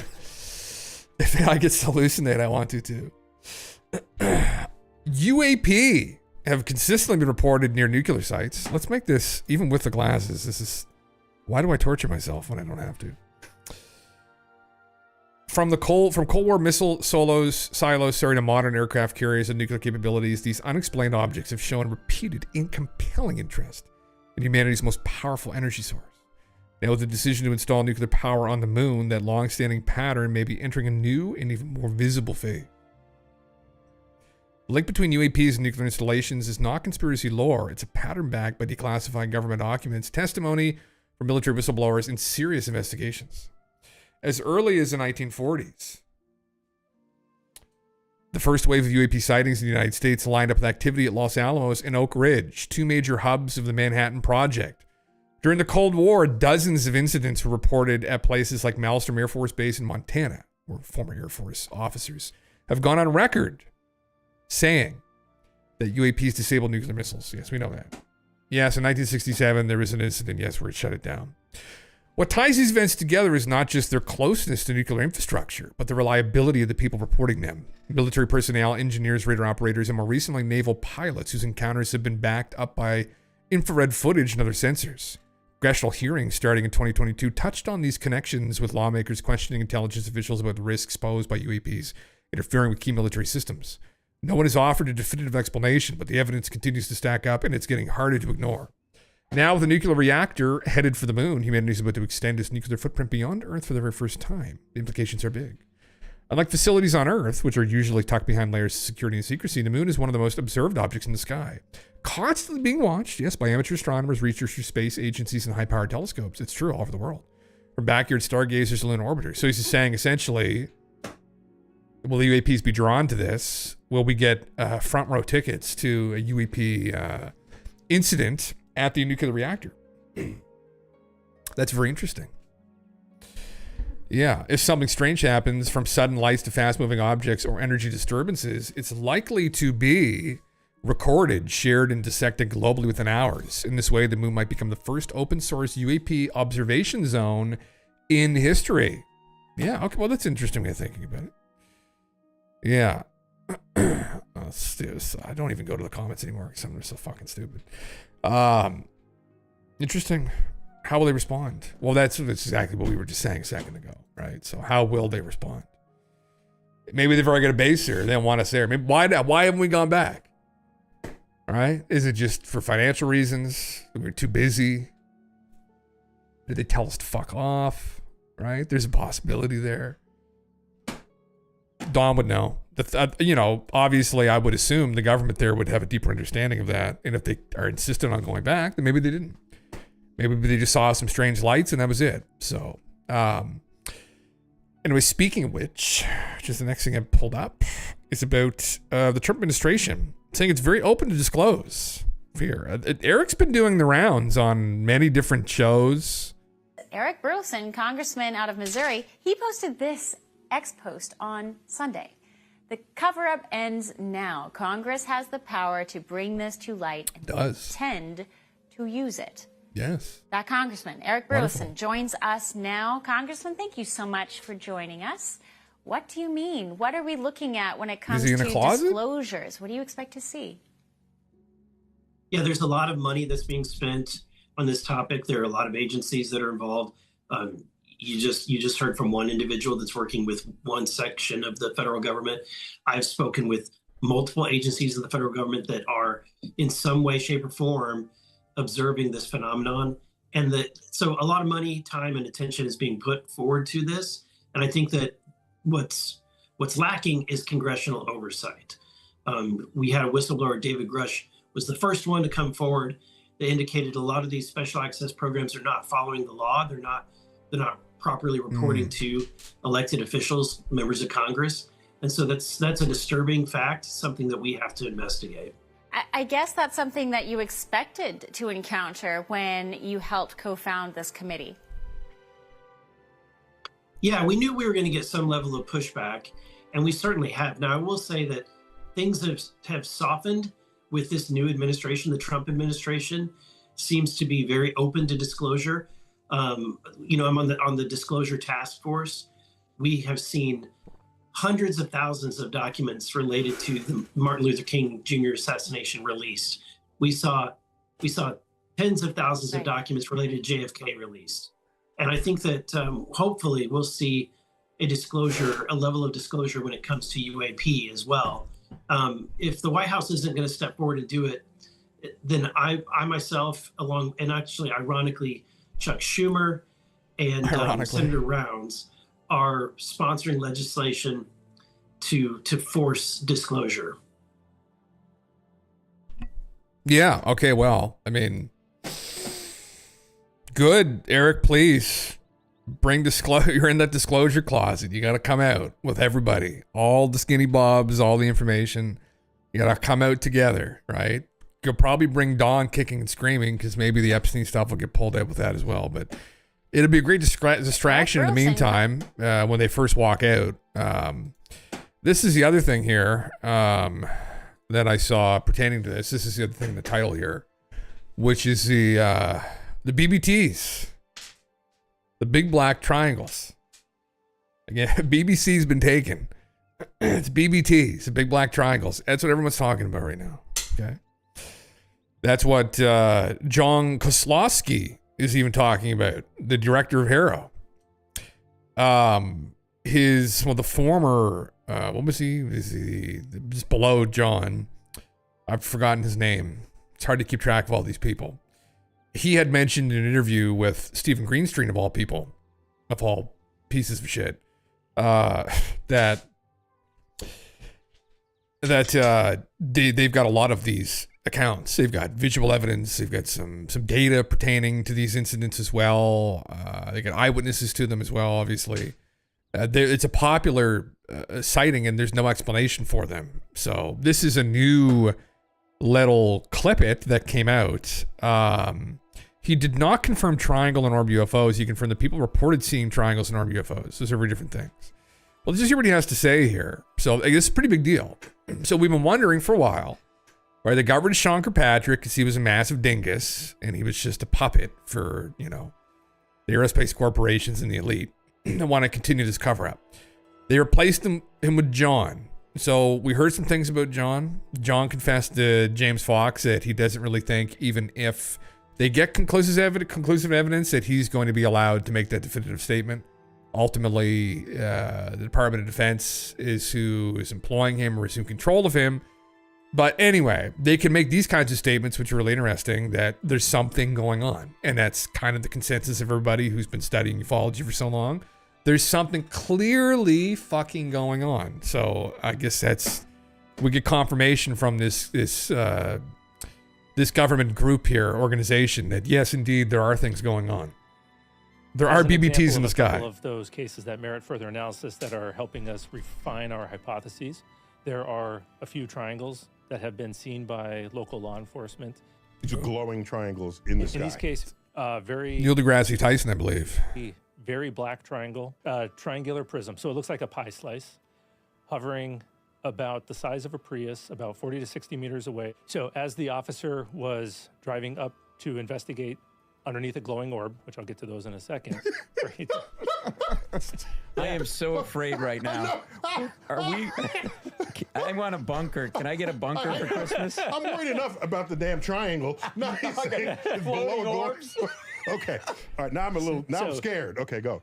He slammed on his brakes, and this thing the size of a Prius, blacker than black, reared up 45 degrees and then shot up into the sky faster than anything he'd ever seen. Mm-hmm. And as it was leaving his sight, it shot out red and blue fireworks, flares, so bright it lit up the inside of his vehicle. He didn't see any propulsion, no wind, didn't hear anything over the sound of his own vehicle. And you have more than one of these sightings? We have a few others, one from local law enforcement, some from the... He was not able to get a picture. No, I thought... No dash cam, unfortunately. Well, in that incident... How unfortunate. Yes. Okay, That's our luck. they've got chest cams. Yeah. You know. Yeah, but You got to give all of law enforcement UAP cams. Right. so we're working Very on disappointed giving here. Really? Yeah. Wow, I am getting You're it. on it. Yeah, yeah. You on a roll. We got to equip folks. You're absolutely Well, right. I am so disappointed here. Yeah. Yeah. So there have been cases, triangles. There have been cases of large orbs seen hovering a few Why hundred didn't feet. the officer Hold on. Oh, sorry. turn on their forward dash cam? In this case, he slammed on his brakes. It happened almost instantaneously, and he was terrified. He didn't know what was He happening. knew enough to notice it Right. and respond by putting on his He brakes. couldn't just get the pull over, please. You couldn't do that. You can't do that. I throw a gum wrapper out and I get that. I'm just saying. I mean, that is usually the comeback with this incident is why don't people get quality footage of these things? And I get that. Same thing. It's like, but in the moment when you see something anomalous like that and it shocks you, you freeze, right? I think some people underestimate, and not that I really have a lot of experience seeing these kinds of shocking things, but I did kind of have my own little UFO experience back almost a year ago now, which is crazy. And I didn't have my phone with me, but I didn't reach to my pocket just to be like intuitively until it was almost gone. And that's when I realized it wasn't in my pocket, because you're just enthralled. Because first and foremost, what I was concerned about was making sure what I was seeing was actually anomalous. And by the time I had figured that out and realized, oh fuck, and it hit me, it was almost gone. And even if I had my phone, I probably would have caught it going off in the distance, but it wouldn't have been optimal. So in an ideal world, yeah, it's frustrating we don't have any definitive captures. It speaks to the phenomena too, though, I think, really. This is the thing. I mean, depending upon what we're dealing with here, they don't want people to get... We cannot cross this off the list, although Neil doesn't like to think about these kinds of things because he's a very hardline materialist. But there's the potential that there's more going on in people's heads than we think when they're encountering these things as well. We can't rule that off. We can't take that off the table. They could potentially be affecting people too, to not go and reach for the dash cam or reach for their phone. That's the scarier part to all of this, right? Which will keep some of them up at night, I'm sure, and keeps me up sometimes, or has in the past, where you have to consider that that's not an accident, that people don't get a lot of quality footage of these things when they see them, when they have these encounters. Again, that's supposing, as we like to do, that what we're dealing with here is something that's on par with us. It's hard to try and use your imagination and wrap your head around what a civilization a million years ahead of us would actually be able to do, be capable of. And so potentially, although that is not an explanation that's going to satisfy them or that they will like, that's unfortunately one of the potential explanations still for what's happening and why there's a lack of quality video evidence. And on top of that, as I have seen some of these encounters before and read about them, sometimes people do pull their camera out and there's nothing there, but they look up and it's there. And again, it's manipulation of our reality, of our consciousness. We can't underestimate what we're dealing with. And approaching it, and this is for fun, it's a podcast or a radio show here. I understand what he's doing, but at the same time, you have to think a little bit more critically about it when you're dealing with something that's potentially very advanced, right? You have to allocate all of our resources, and we don't even have enough, I don't think. He had enough time to think about it, put on his brakes. If I see a triangle prism, I'm photographing it. I know, but it's out of fear, maybe. Like people are skeptical. Yeah, he because doesn't they know don't that. wanna He's never control happened, something though. they don't understand. In this case, I don't think he was skeptical. He was terrified for his life. And so he was just getting back to a safe position. That's what that was. Did he go in reverse? He did. 100 miles an hour backwards, while on the phone with his sergeant the whole time. On the phone, going backwards. Yeah. He was can't terrified. stop and take a picture? I don't think that's what your Give me this training guy. tells you. Give me this guy's name and badge number. You're gonna get. I want his badge number right now. Yeah, anyway. I'm not sure that'll go He's well out. for you. Wait, there was a floating orb thing. Glowing floating orbs. In that same region of the country, a couple law enforcement officers had seen glowing orbs a few hundred feet above the ground, a few miles away. in one of these instances, Wait, if it's a few miles away, how do they know it was a few hundred feet above the he ground? was estimating based on height above trees. This is and 4 power inches lines. above Marty's Deli. Yes. That's what this sounds like. That's exactly right. Okay, all right. That's exactly right. What part of the country was this?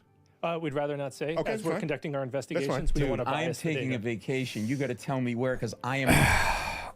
I mean, you know, interesting. I'm pretty sure that sounds eerily similar to one of the sergeants that Matt from the Good Trouble show had interviewed, where there was a giant red glowing orb that most of the town had saw, and then a couple weeks later, one of the other officers saw a black triangle. So I think we already kind of know who that's from. I forget what his name is. Fuck, I found my Shungite too, actually, by the way. It was under my computer. It's been playing. It's great to have it back in my head. No worries, brother. As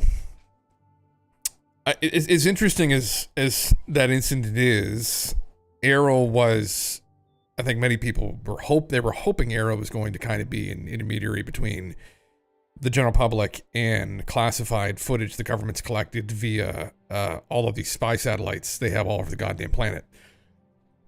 Right? Among other satellites that can probably track, coordinate, triangulate on an object in any given moment over the last however many decades. And then we could have hard data. Now this is where it gets really interesting though. I'd say, John, do you have access to those?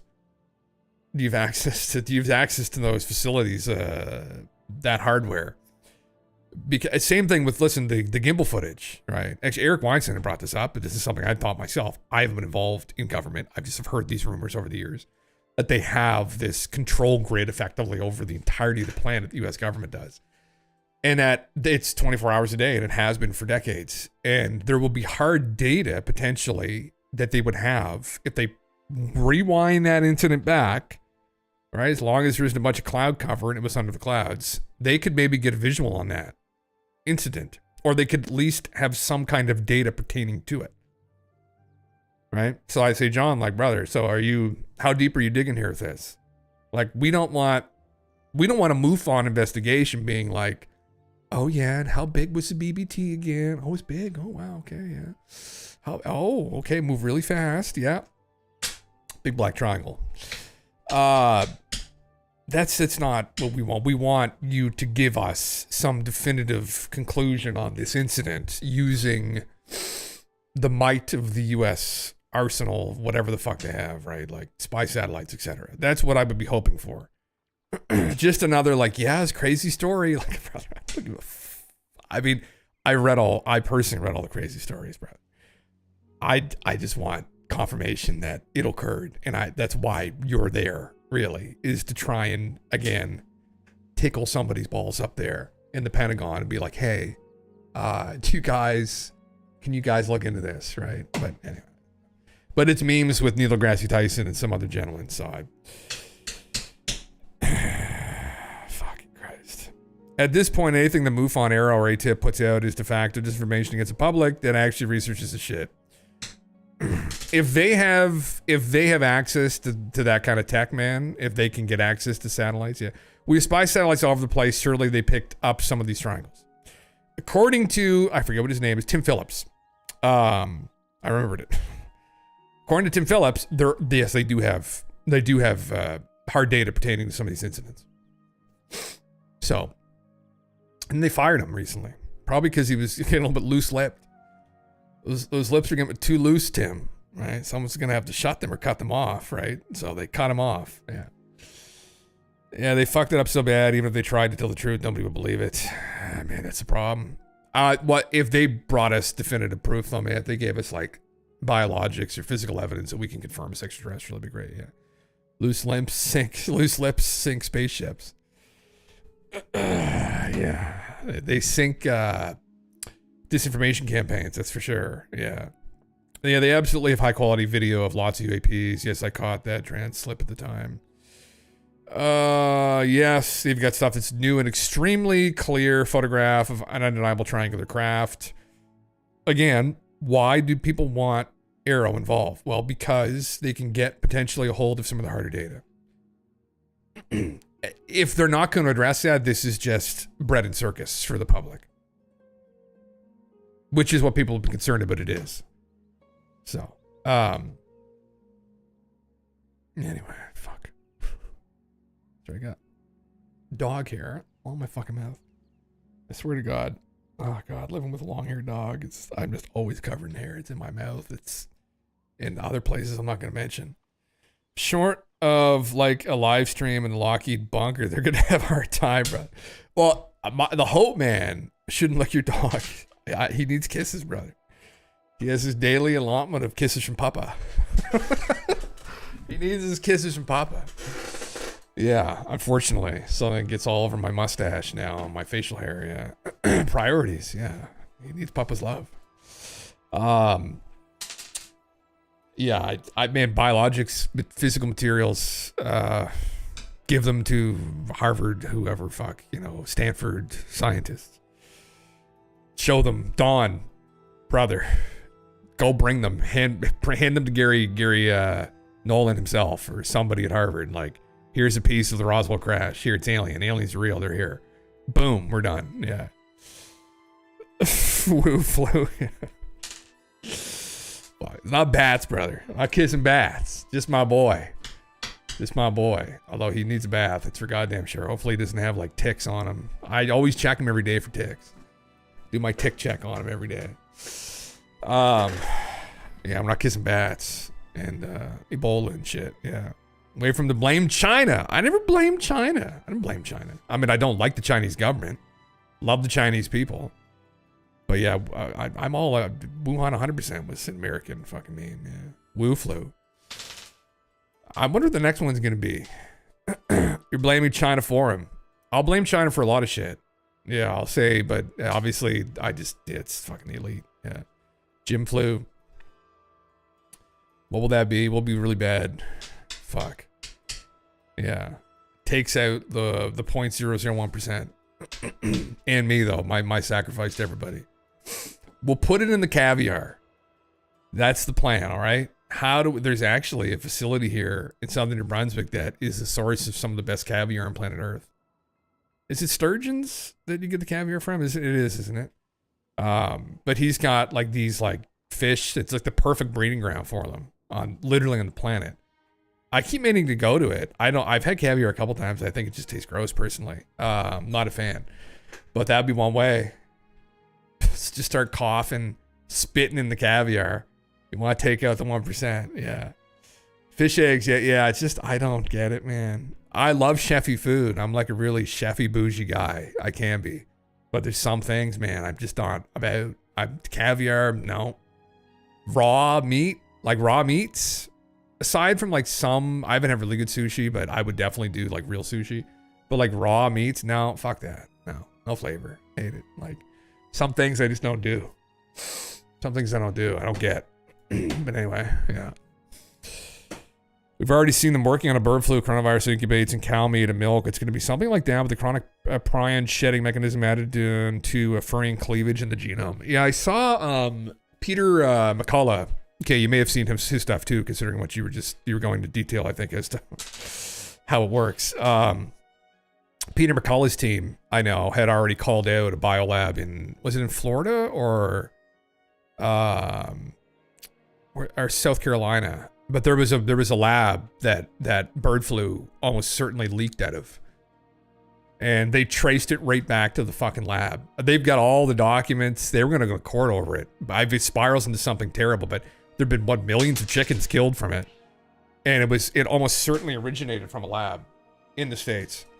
So when and if it comes to that, they'll know who was involved again. So fun times. 2025 Soul Foundation Symposium in late October is taking place at Lake Maggiore, Italy, in the Lombardy region of Milan, where the 1933 Magenta UFO crash retrieval took place. Interesting. Undoubtedly, Dave Grush has been a part of that effort. I studied extensively how the delivery system operates. The bad thing is the coronavirus base has millions and millions of novel viruses they can co-opt. It's scary shit, man. I should study more in depth myself. I kind of got into a little bit of the spike protein, but some of it's just above my head. But yeah, it's fucked. What if Hear Me Out Soul Foundation is a pseudonym for the Soul Foundation and they're going to capture our souls? Arlouche? Yeah. The main thing is the presence of the furin cleavage sites in the nucleopeptide sequencing. Is that what's with the bird flu, or is that with the COVID? Maybe that's it, brother. Maybe they just want to suck our loosh. Maybe that's what's going on. Is this? Oh, this is a whole article about this. Oh shit. Oh wow. Okay. Oh wow. Look at this documentation here. Wow, that's interesting. Yeah. Kung flu. Yeah, that's how we know Fauci's AIDS vaccine was used as a basis for creating the bioweapon to sell a vaccine. It's literally patented. That was in wasn't that in Bobby Kennedy's book too, Kay? I think it was, wasn't it? The Real Anthony Fauci. Didn't he talk about that a bit in there? I haven't read the book, but I've gone through a lot of the points. Yeah. Pretty fucked. Pretty fucked. I'd heard like those arguments against him and like unbelievable shit. Like, wasn't the COVID vaccine patented back in like 2013 or some shit? There was some hint at it like decade earlier. People have said that. Yeah. That's for the mRNA. Yeah. Well, there's similar claims around a disease called Marburg. There's fun Twitch talk again. Oh, Twitch loves talking about fucking Marburg virus. It's a virus, I think, right? The Marburg virus. This supposedly, there are people out there. Dr. Malone, calm down. There's supposedly documentation out there now. There was a lawyer and some other group of people that were fairly extreme that were talking about how they're preparing for, or there's concern around this Marburg virus. And that this may be one of the ones. Yeah. Yeah. Today. But this, I forget what his name was. He had like, again, this like dystopian scenario, but it did never played out. He was claiming this was like incoming, but it's been like 4 years now and nothing has come of it. And I don't know. I don't know the literature. At the end, I'd have to find him, and he was banned off all platforms, this guy. And as many people were talking critically about COVID for a while, but you'd have to find him. Find him on Rumble. Marburg virus guy, you can probably find him on Rumble, his talk about this, and he gets into the weeds as to like how he thinks this is the next thing, and he's got all the documentation for it, and they're preparing for it, and blah, blah, blah, blah. And I was like, well, brother, I mean, listen, when it happens, I'll come back to you, I guess. And hindsight will be 2020 on it, right? Like, not much you can be able to do about it anyway in the meantime, but you knew, I guess. We'll give you a golden star. I'll say, brother, you knew. He'll be somewhere safe, I'm sure, but I'll just be out in the cold, out in the open, naked, like I was before, so be just as fucked. Yeah. So, can't do anything. Yeah. Okay, what if? Hear me out. Yes, I'm hearing. Yes, I'm listening. Yes.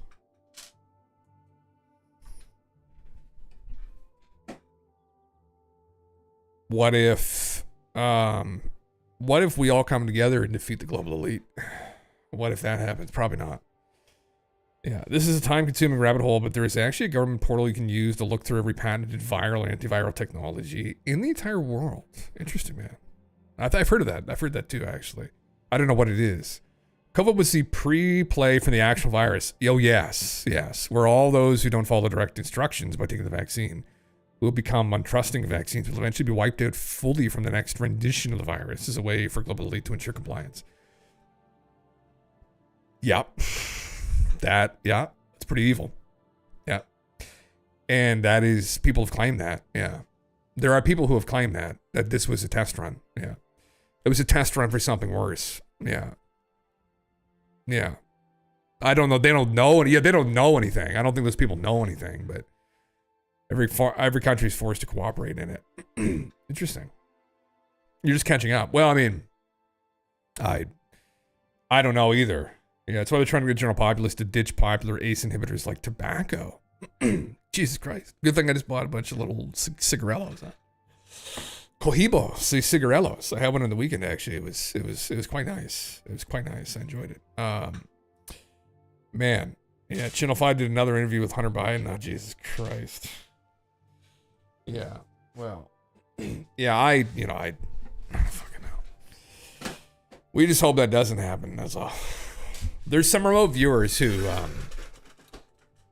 there was a guy named Edward Reardon, and he was probably the only one that actually had any kind of precognitive memes on this. But you can go through. He's posted it on his Twitter page for last couple of years.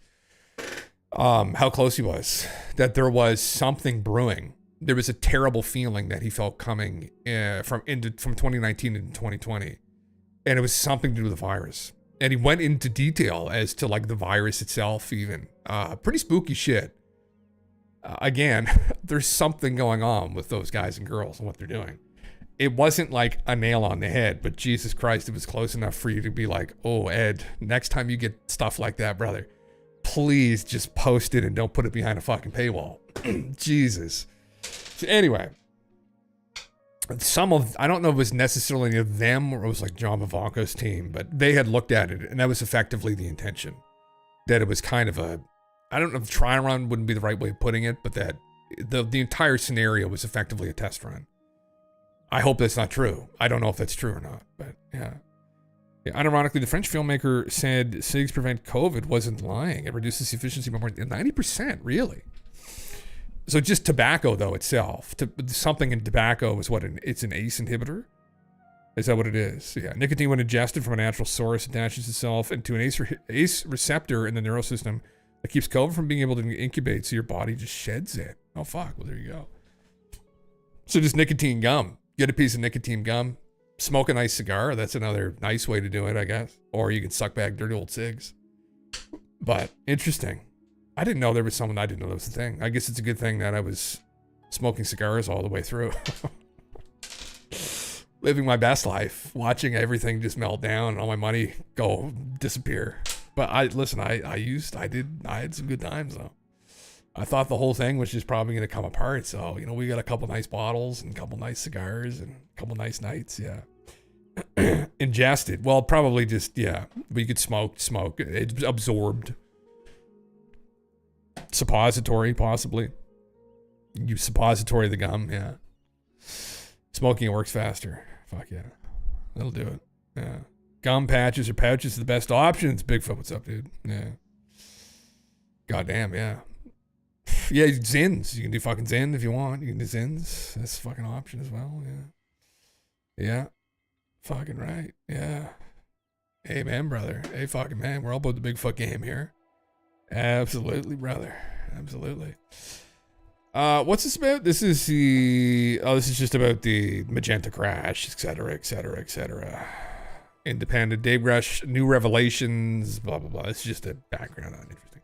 Well, that's where they're going to be hosting the next one. That's interesting. Well, let me go on to one of these interviews. When did they pull that out? The fuck? I don't know. Did someone send that? I don't know. No. A couple things I was going to go over. One was slop from Ross, which is what this was. Yes, that's why. Okay. Pick up a box of some stinky ass Cubanos. Well, you guys in the States have a hard time getting a hold of them, but I got some nice Cohibos. Cigars. Cohibas. I could never get a hold of decent shit. These were for such a good price I couldn't pass myself up. Right there. They're little cigarellos. But they're gray Cuban little cigarellos. A full-blown big Cuban like Churchill cigar, I never get through it all. I end up wasting it. I'd like the little, obviously it's a better experience because the draw is better, it's not as hot, and it's got like a thicker cigar, so. But I don't mind the cigarellos, actually. I prefer a little cigar. I think the taste is pretty much exactly the same for me. I don't mind them, so. I got some nice little Cohiba cigarellos. I got like, how many of them? Like fucking 10 of them, I guess. Put them in a little Tupperware container with a little satchel, you know what I mean? The fucking stuff. They're great. Yeah. Yeah. Shit goes down. I'm definitely rolling spliffs. Maybe pick up a box of some sticky ass Cubanos. Oh, that's what she said. Yeah, fuck yeah. Fuck yeah. New vape flavor. Pure here? What the hell? Remember Colts? That wine dip tip goodness. I remember. Oh yeah. I remember Colts. Yeah, fuck yeah. What was the other flavored cigars you get from the convenience store? Can't get them anymore. This cherry flavored cigars. What are those called again? What are they called again? Cherry flavored cigarellos. Oh, that's I, isn't it? My brain. There you go. We got it. What are they called again? No, there was a name for them. Oh, it's one of those. It's like drinking like sourpuss now. Like you'd never in your life, as a connoisseur, go and smoke one of these dirty old fucking things. Like, but I remember I used to get them because I used to like to taste them back. Like fuck, when I was like 19, me and the boys would go out and just have a couple joints and we'd just light one of these up and it'd be great. But coffee flavor, nah, dude.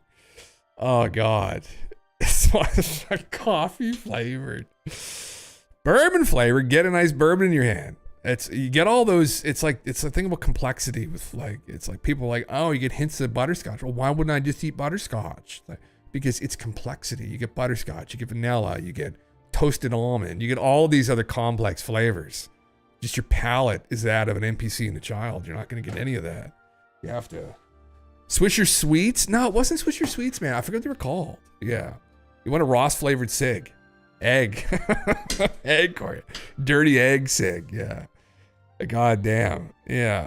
I didn't catch COVID even when kissing my partner, so we would just work through it together and be over. Fuck yeah. I ended up catching it eventually, but after a year of everything settled. Same with me. I got it after it was all over. Yeah. Yeah. Cold heart. Oh my heavens. I'm 100% convinced I got COVID an entire year before the pandemic happened, and it was coincidentally during when I quit smoking cigs the first time. I had a terrible flu in and around November of 2019. And I was working in an airport. And I was dealing with the general public. And I remember we were out with the guys playing Magic. And I lived pretty close to one of my buddies and my partner at the time she had come to pick me up. And I remember like just towards the end of the night, like I was just having a couple sips of like some brandy or some shit. I wasn't really drinking much. And I just started shaking uncontrollably. I had like the worst chills I've ever had in my life. And I was just on our couch the whole night, just shaking. And then I felt like I got literally hit by a bus, which I knew after the fact was what COVID felt like. Like it felt like I'd done like 30 deadlifts, like 30 sets of deadlifts. Like I'd broken. I'd never felt that like beat up before. And it was only for a day and then it was gone. And then I was fine. I was at the gym the next, well, the first time I was at the gym the next day. When I had COVID, I did not go back to the gym the next day. But the first time I was like, it was fine. I just kind of shook it off. But like, yeah, anyway, yeah. But that was in November of 2019. So I'm fairly convinced too. Yeah, it had been circulating for a while. And they just flip a switch at some point and said, oh yeah, here you go. Yeah, e-cig, you can just mix just artificial flavors in like chicken, pork. Oh God. Smoking chicken. Brisket maybe. A cold slop. Well, this is an important interview. I was going to grab myself a sparkly drink for it, actually. Because I'm not having any liquor right now. Yeah. I was managing at Walmart doing inventory management about a year before COVID happened and something weird happened with their trade partners. Really? Interesting. Interesting. Yeah. I didn't notice. Well, I noticed other people that got sick too. And I remember asking people about what had happened with me. Like, did you have a similar kind of incident? And no, they didn't get the chills, but there are a couple of people that were out with like a really bad kind of cold/flu. They dropped every Chinese source for foodstuffs and got new contracts from European companies to source the same exact products. No, they did. Did they actually? Man. Well, see, when that kind of shit happens, man, you do wonder if there's a conglomerate of people that are planning these things and are like they're all sitting at the table being like, we're going to do it. All right. Man, there was that post on 4chan. The post on 4chan. I still have it up, actually. Fuck, I think I still have it on my goddamn desktop. Just a second. Not that I should probably pull it up. There's no language in it that's inappropriate other than, do I have it? I still got it somewhere. It's, I think it's, where is it? It's here somewhere. Effectively, the guy was a he was a gardener, but there's a more professional term for it, for a very wealthy resident of New Zealand. And he went into detail as to how he had kind of befriended this guy, like he was looking after his property. And the guy was a hyper wealthy person and like part of the 0.001% supposedly. And they kind of became buddies, and he went out to dinner with him. And this would have been in, I think he said, I can find a fucking post. I think it may have been like 2018, 2019. Fuck, I've got it somewhere. And I'd have to look for it. And he had told the guy, he said, just a heads up. He said, it's about to happen. And he said, what's about to happen? He said, the plan is about to happen. He said, what's the plan? And he said, he'd essentially just told him, like, you can't tell anybody this. Like, this is something that only a few people know about, and technically you're not supposed to know. And he said, well, what is it? He said, well, there's going to be this culling that they're going to start, and there's going to be a virus. And he goes into the whole thing. And anyway, this is obviously after it happened. So it's like, is this just another stupid LARP? Don't know, maybe. But he just posted the screen text story of, hey, this is what happened. I'm like, you just read it. You're like, fuck, I hope not. Let's hope not. Yeah. God damn. Right before that happened, we started getting double and triple shipments into the point it clogged the entire inventory of the U.S. back rooms and warehouses. Instead of getting like a 1,200, 1,500 box truck, we would get over 6,000 just for frozen and dairy departments every single day for 120 million a year store, which is fucking crazy, man. That's when I got sick as fuck. I thought it was bad bronchitis with a fever and the uncontrollable shakes. It put me off of work for almost 2 weeks. October 2018. That's interesting, isn't it? Wow. Huh. Man, who knows? I would love to know. Like, I would just love to know. Maybe someday, brother, if the aliens come down, they'll just give us the long and the short of it, you know? Probably just the long of it, essentially, and how badly we all get fucked by it. But I'm going to go grab myself a sparkly drink. Just give me 2 seconds, guys. Because I ran out of water, too. But this interview is with Beatrice Villarreau. And in this interview, she elaborates on what she may have just found. She may have found proof of alien technology orbiting us. So, pretty published, accredited astrophysicist. Pretty big claim. So that's why I want to watch through the entirety of it. I'll be back in 2 seconds.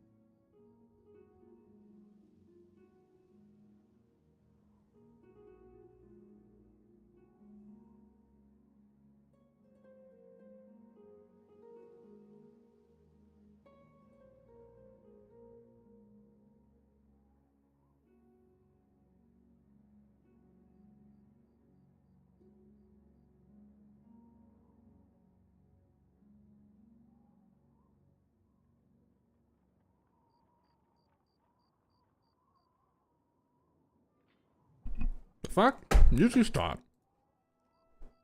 The hell? Oh, there we go. Oh, yeah, sorry. Oh, I was eating Rice Krispie. Ah, yes. Once it came into claims they found a bioweapon in Chinese ports, it made a lot of sense why they put us under a hiring freeze during a time when the workload was more than tripled. Man, they also tried to force management to sign NDAs in the hiring freeze. Holy shit. Oh, it's so fucking sketchy, man. I wonder fucking idiots. Oh, God. Yeah.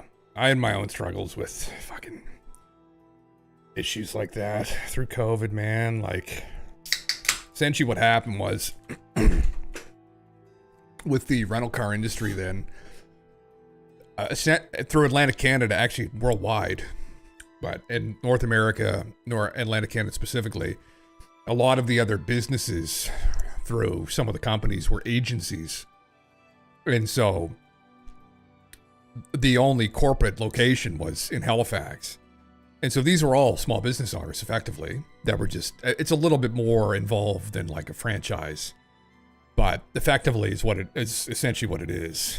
They just have a little bit more, they're involved more with marketing and stuff. You don't have to do that all yourself, and hiring and training and stuff.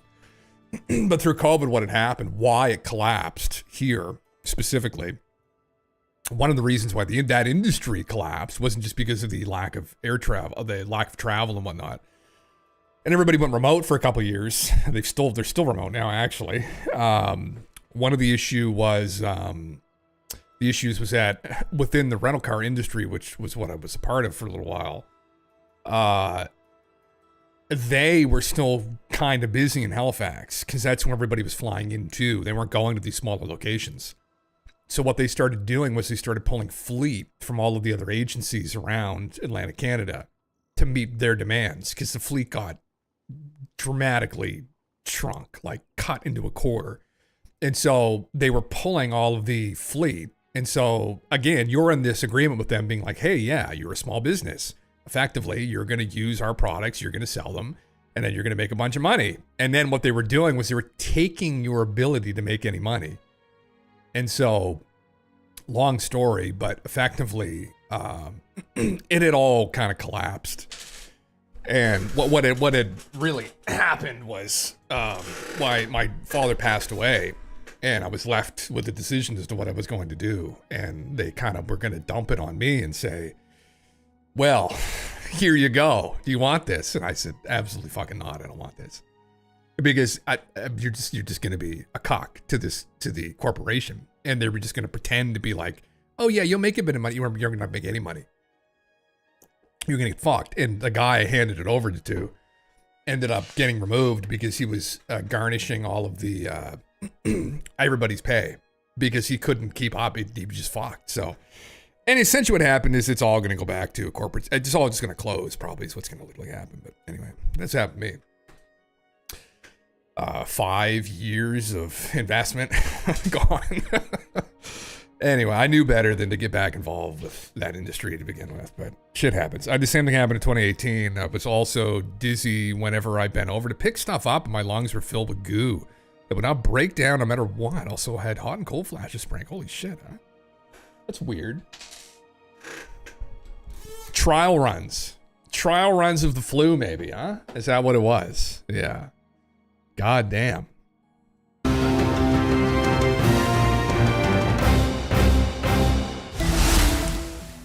G'day and welcome back to what I think is going to be quite a special episode of Reality Check. Today I have my friend and colleague Dr. Beatrice Villarol, who is a researcher in astronomy at the Nordic Institute for Theoretical Physics, Nordita in Stockholm. She leads the VASCO project, an acronym for Vanishing and Appearing Sources during a century of observations, and she also leads the ExoProbe project, a research project that looks for ET probes within our solar system. And it uses multiple telescopes to look for short light flashes that might indicate the presence of artificial non-human objects. So-called techno-signatures are something that human scientists have looked for decades. We've looked for things called Dyson spheres way out there in the universe, any signs of constructed technology. There hasn't been any solid scientific evidence to date of anything closer in. But the significance of what Dr. Villarol's about to talk to us about today is huge. It cannot be overstated. It's a possibility only at this stage, but what she's raising is momentous if it turns out to be confirmed through the peer review that is still currently ongoing. The key to Dr. Villarol's potentially latest enormously significant discovery is the fact that before we humans started launching the first satellites in 1957, our sky was free from the thousands of satellites and millions of pieces of debris, space junk at geosynchronous orbits that clutter the skies. It's hugely frustrating for today's astronomers that these tiny little bits of space junk give off fast flashes of light that contaminate our view of the universe. So what Beatrice and her colleagues around the world have been doing is scouring old photographic astronomical glass plates for signatures of satellites and space junk.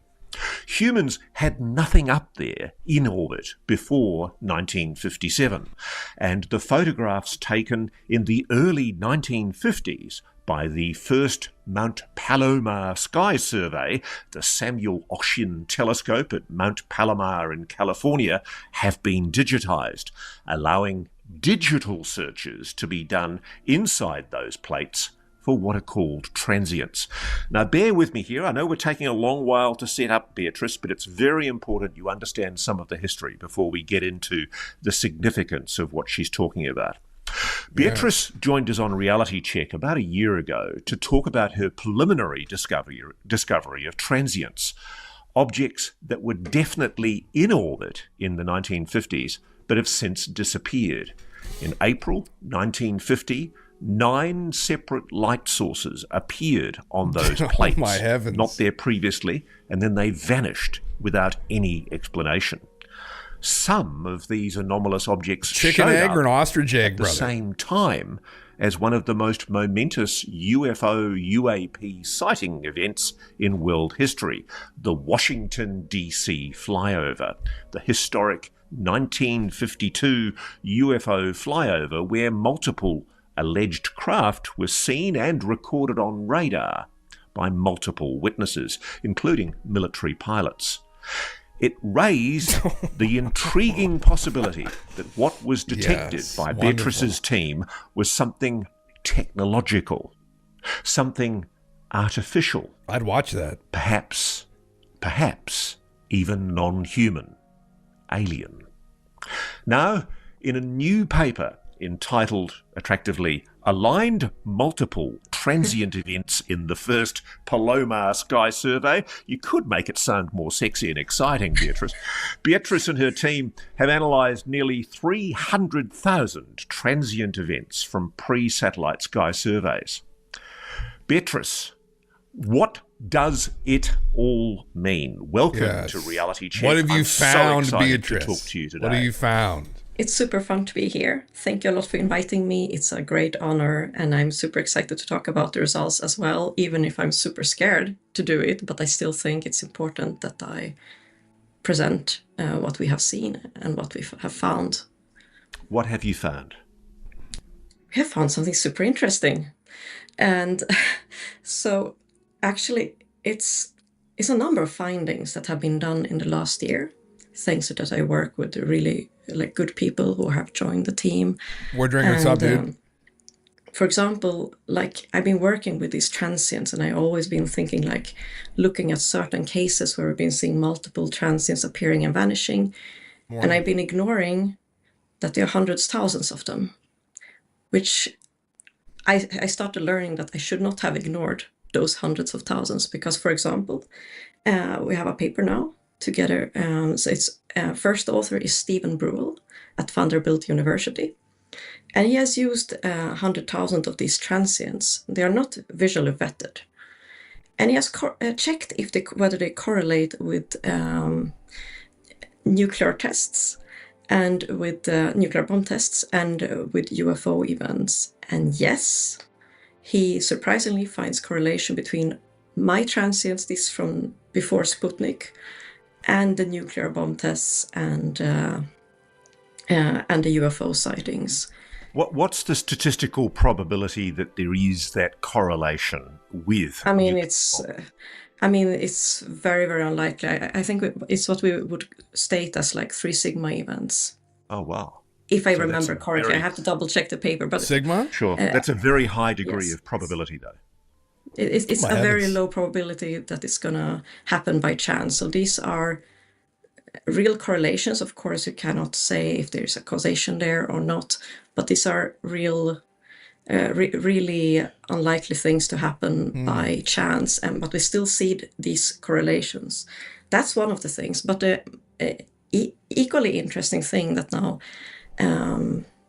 that is in the other preprint is that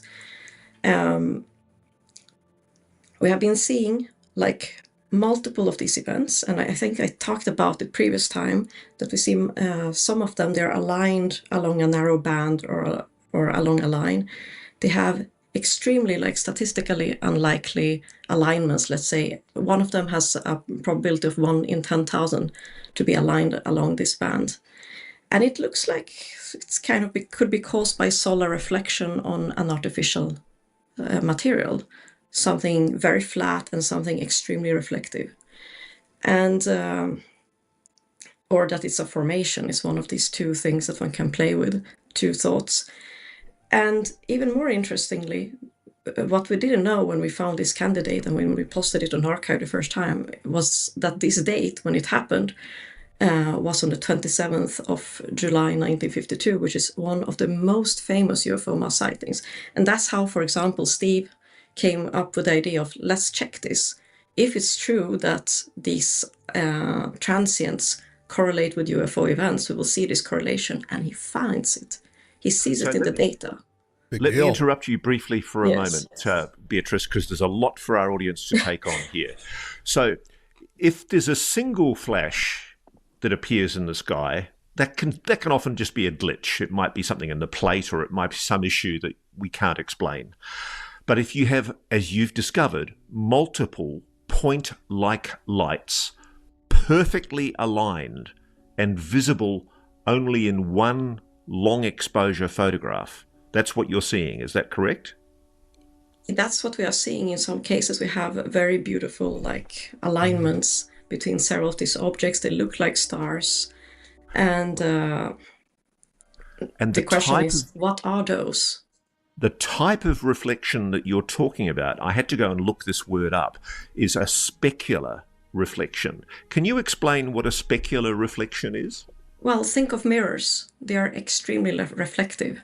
It's not like if you have a stone and let's say if you have sunlight falling on a asteroid, it's going to, I mean, as it moves and tumbles, it's going to always be kind of it's going to leave a beautiful streak.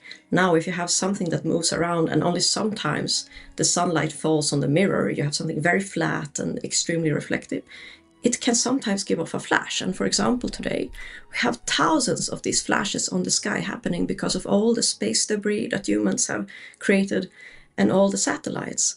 Now, it's one thing to see that stuff today, and another thing to find that in pre-Sputnik plates. And here's the beautiful thing. So our referee gave a brilliant idea during the review and said, okay, so if you want to show that it's really is solar reflections, then show us like how it looks in the Earth's shadow. Because of course, if you look in the shadow of the Earth casts a shadow cone all the time. And if you look in the shadow of the Earth, in that place, in that shadow, you're not supposed to see many transients. Okay, so we checked, and guess what? We have a huge deficit of transients there. And that's where I started getting so-called a slight or minor shock, because it was a really pronounced deficit. Yeah. Now, I just want to emphasize to our audience why this is significant. So these specular reflections that you're seeing, multiple dot point-like lights in straight lines, they're significant because they indicate something possibly technological. Well, they are not all in structural. straight lines. They are not those that we were checking. Now we were taking a sample of this. A lot of them are single transients, are just single flashes. And But how could there possibly be something artificial, something constructed in orbit pre-1957? Because as we all know from our history, Beatrice, there was nothing in orbit from human civilization until Sputnik satellite was launched by the Soviets in 1957. And apparently, whatever they are, they're also somehow correlating in time with our nuclear bomb tests and with our UFO sightings. So what are we seeing? Strictly. I don't think that's plate defects, unless plate defects are getting intelligent and are avoiding the shadow. It wasn't just during nuclear testing either, because you could just say, well, this is some kind of irradiation or some gamma rays or something hitting the fucking. But it wasn't just during those tests; they were appearing in between them as well. But there was an increase of them during these tests. So they just didn't really hint too much at this, but they did say, well, that's an interesting correlation, i.e. like there have been tons of other people who have brought up that during nuclear detonations in the past, these UAPs would show up in the sky literally. So were they studying the tests early on? The Earth on the photographic plates. So the simple it's getting fact is, interesting. why couldn't it be a plate defect? Well, the plate defects, they are going to be anywhere on the plate, or even if they would be clustering on, let's say, on the edge or something, they're not going to deliberately avoid the shadow of the Earth that is moving. So the fact that you've been able to definitively show that there's almost no transience when they're in the shadow of the Earth suggests that this is something artificial, specular reflection. Yes. Moving in geosynchronous orbit in a way that is obviously emitting a dot point-like flash in lines, in aligned lines. Sometimes. Some of them are in lines. Yeah, all of this suggests something technological. Are we talking here, Beatrice, about the possibility of a non-human technology that was surveilling this planet at that peak moment in UFO history? That's the big question. I don't find any other way of looking at this data. I think, if I take the pieces together, that some of them fall on a line. Our best cases happen during the Washington, D.C. flap by coincidence. There's temporal correlations with the nuclear bomb tests and with UFO sightings. And on top of it, there's a huge deficit in the shadow of the Earth. For me, this looks technological. But I might be wrong. Maybe there's a new physical phenomenon that nobody knows about yet. But to me, it looks very high-tech. For me, I'm not a statistician, but I really sat up straight when I read the statistical likelihood that this is something that is ruled out by the Earth's shadow as being, perhaps a plate glitch or something like that. What have you learned statistically from testing whether these transients appeared in the Earth's shadow? Ross is at full mast here. Well, I've learned another special that coming. To have this deficit by chance is extremely low probability to happen by chance. I think it's bigger probability that one gets eaten up by a supermassive black hole tomorrow than that this happens by chance. That's how improbable it appears to be, if the analysis is sound. Now we're going to get into the detail of individual transients in a moment. I'm going to talk about Candidate 5, but let's just help our audience here. You can rule out meteors and stars and asteroids because they don't line up and appear simultaneously. True? Yes. True. Plate defects, that also doesn't wash because they aren't evenly spaced, and we know that they disappear in the Earth's shadow. I I would say like this, we should always, when we work with these transients, we should assume that you have a mixture of both. You're going to have some things are going to be plate defects, even if we don't want it to be that way, and some things are going to be real, because if all would be plate defects, we would not see the correlations, the deficit, the things lining up. And if everything would be real, we would never have any doubts at any level. But we see a 30% of deficit in a more refined analysis. So maybe it's something between 50 or 70% of plate defects or something, but you still have a considerable amount that is a real effect. So I think it's easier to think about it like a mixed population of the transient catalogs that we are working with right now, because they are not visually vetted. What shocks me, though, Beatrice, is if these were artificial technological objects in Earth orbit at that time in the 1950s, there was a hell of a lot of them, wasn't there? Yeah, I think one could estimate that we are having maybe around 70,000 to 100,000 of these objects at any time in the early 50s, and maybe still today. What are they doing there? I mean, ultimately, why geosynchronous orbit? Why would they be sitting in geosynchronous orbit? That means that they're essentially they've positioned themselves to correlate to a particular point on the planet. Is that correct? Well, surveillance is, that orbit is good for surveillance, it's stable. It's in case you want to see what's happened on the Earth, it's a good place. Do we know what country they were positioned over? Are we able to do anything like that to show where they were positioned? I haven't checked it. I guess there are ways of figuring it out that we can. Right. So maybe. Just for this bear with a little brain, help me here. You've got two plates minimum, and you've been able to look at before and after. So the object is there in one plate and gone the next. That's what you call a transient, right? Well, yes, but of course you're not interested in comparing plates that are 70 years in between. If you compare two plates that are 70 years in between, you will catch every asteroid that is flying through the field, and then you'll have many transients, but they're not interesting. So what's the difference? What's the difference in time on average between the two plates that you were comparing? 30 minutes, and that's where it gets interesting. You need to really narrow it down and compare like multiple plates to see whether it's a effect of that you're comparing, let's say, plates of different sensitivity or plates that are differently long in exposure time, different depth, or how long they are apart. This is where I literally fell off my chair when I was reading your paper. I got so excited because what you're saying is there are tens of thousands, 70 to possibly 200,000 objects in orbit that were transient.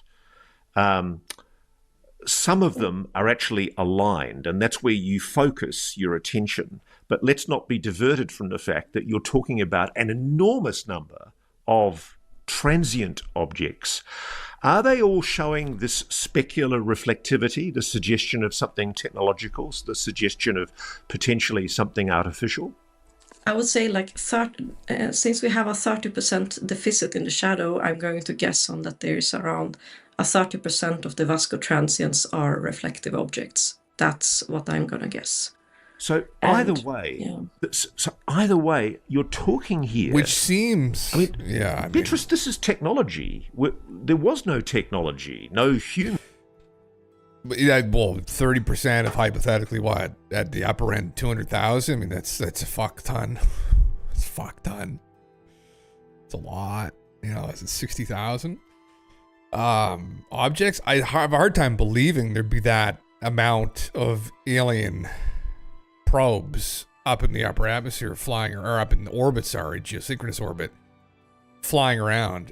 I'm assuming these would have just been UAP, probably, is what they would have been picking up. That just happened to be at that height. I mean, these are just blips on these disks. So whether they were actually in orbit or not, I think that's also up for debate. I can't recall. I don't think it was stipulated in the paper or not. So there were just a lot of objects flying around up there. I can't imagine that there are that many continually up to this day still orbiting around. that would be very unlikely, but human technology in space in the early 1950s. If it wasn't us, who was it? Well, I do admit I've had a major ontological shock in the last weeks because I got a shock when I was looking through the results. I've been recalculating on and off, checking all kind of things. What could I have done something wrong?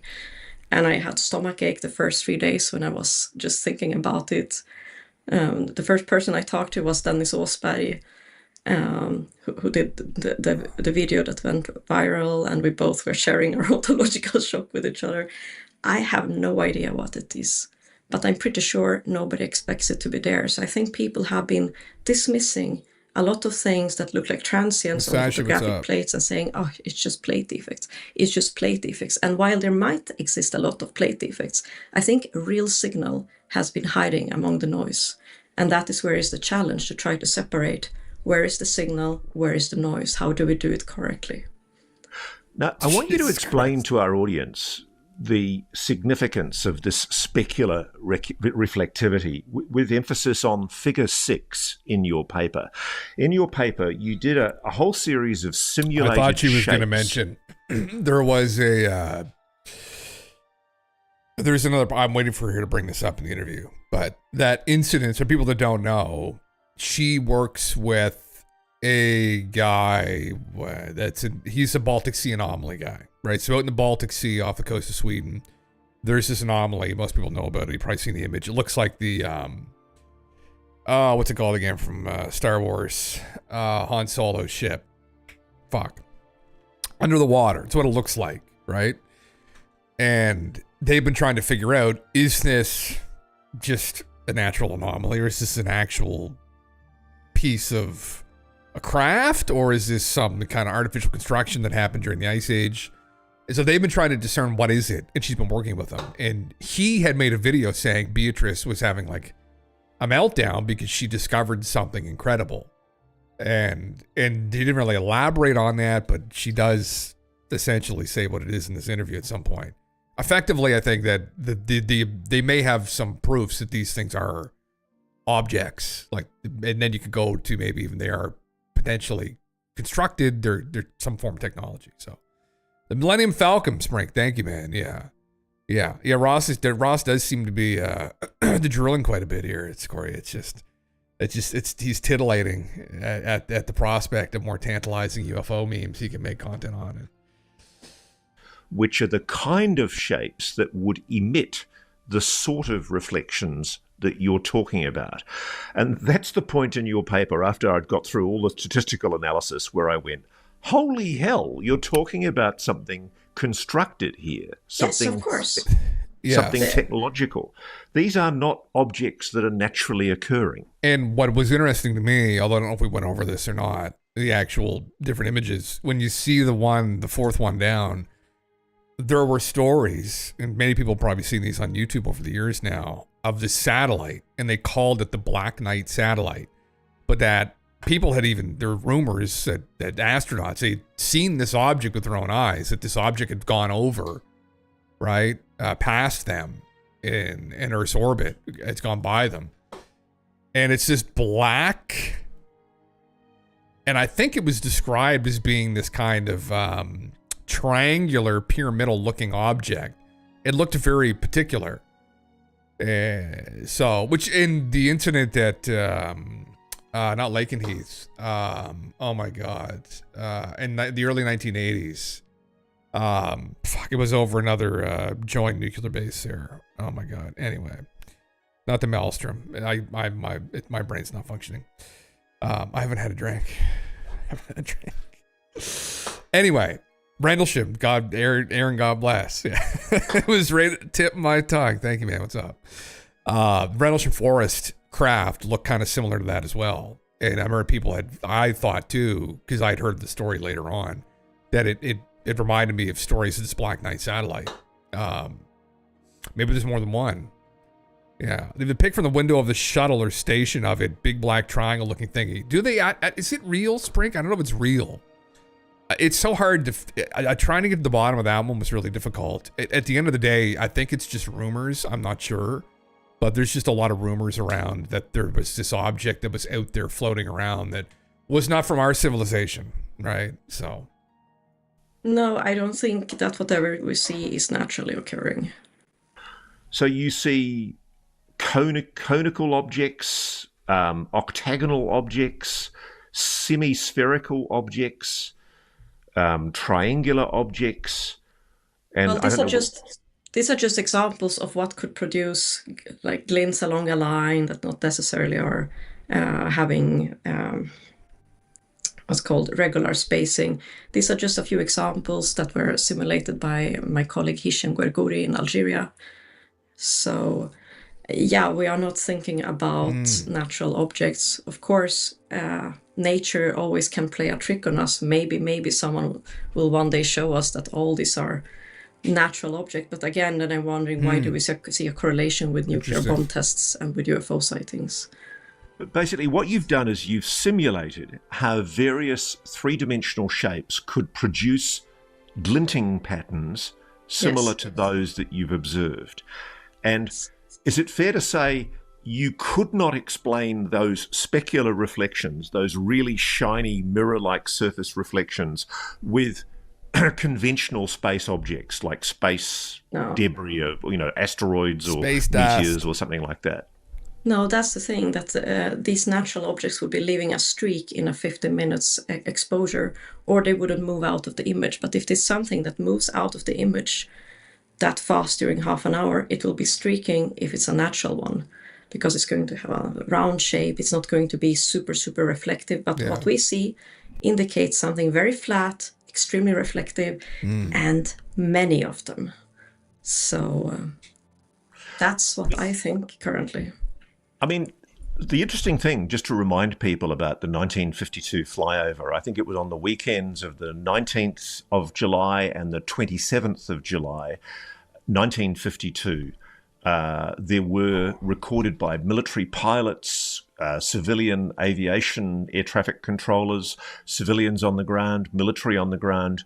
Many, many thousands of witnesses witnessed anomalous objects, apparently craft of some kind, moving across Washington, D.C.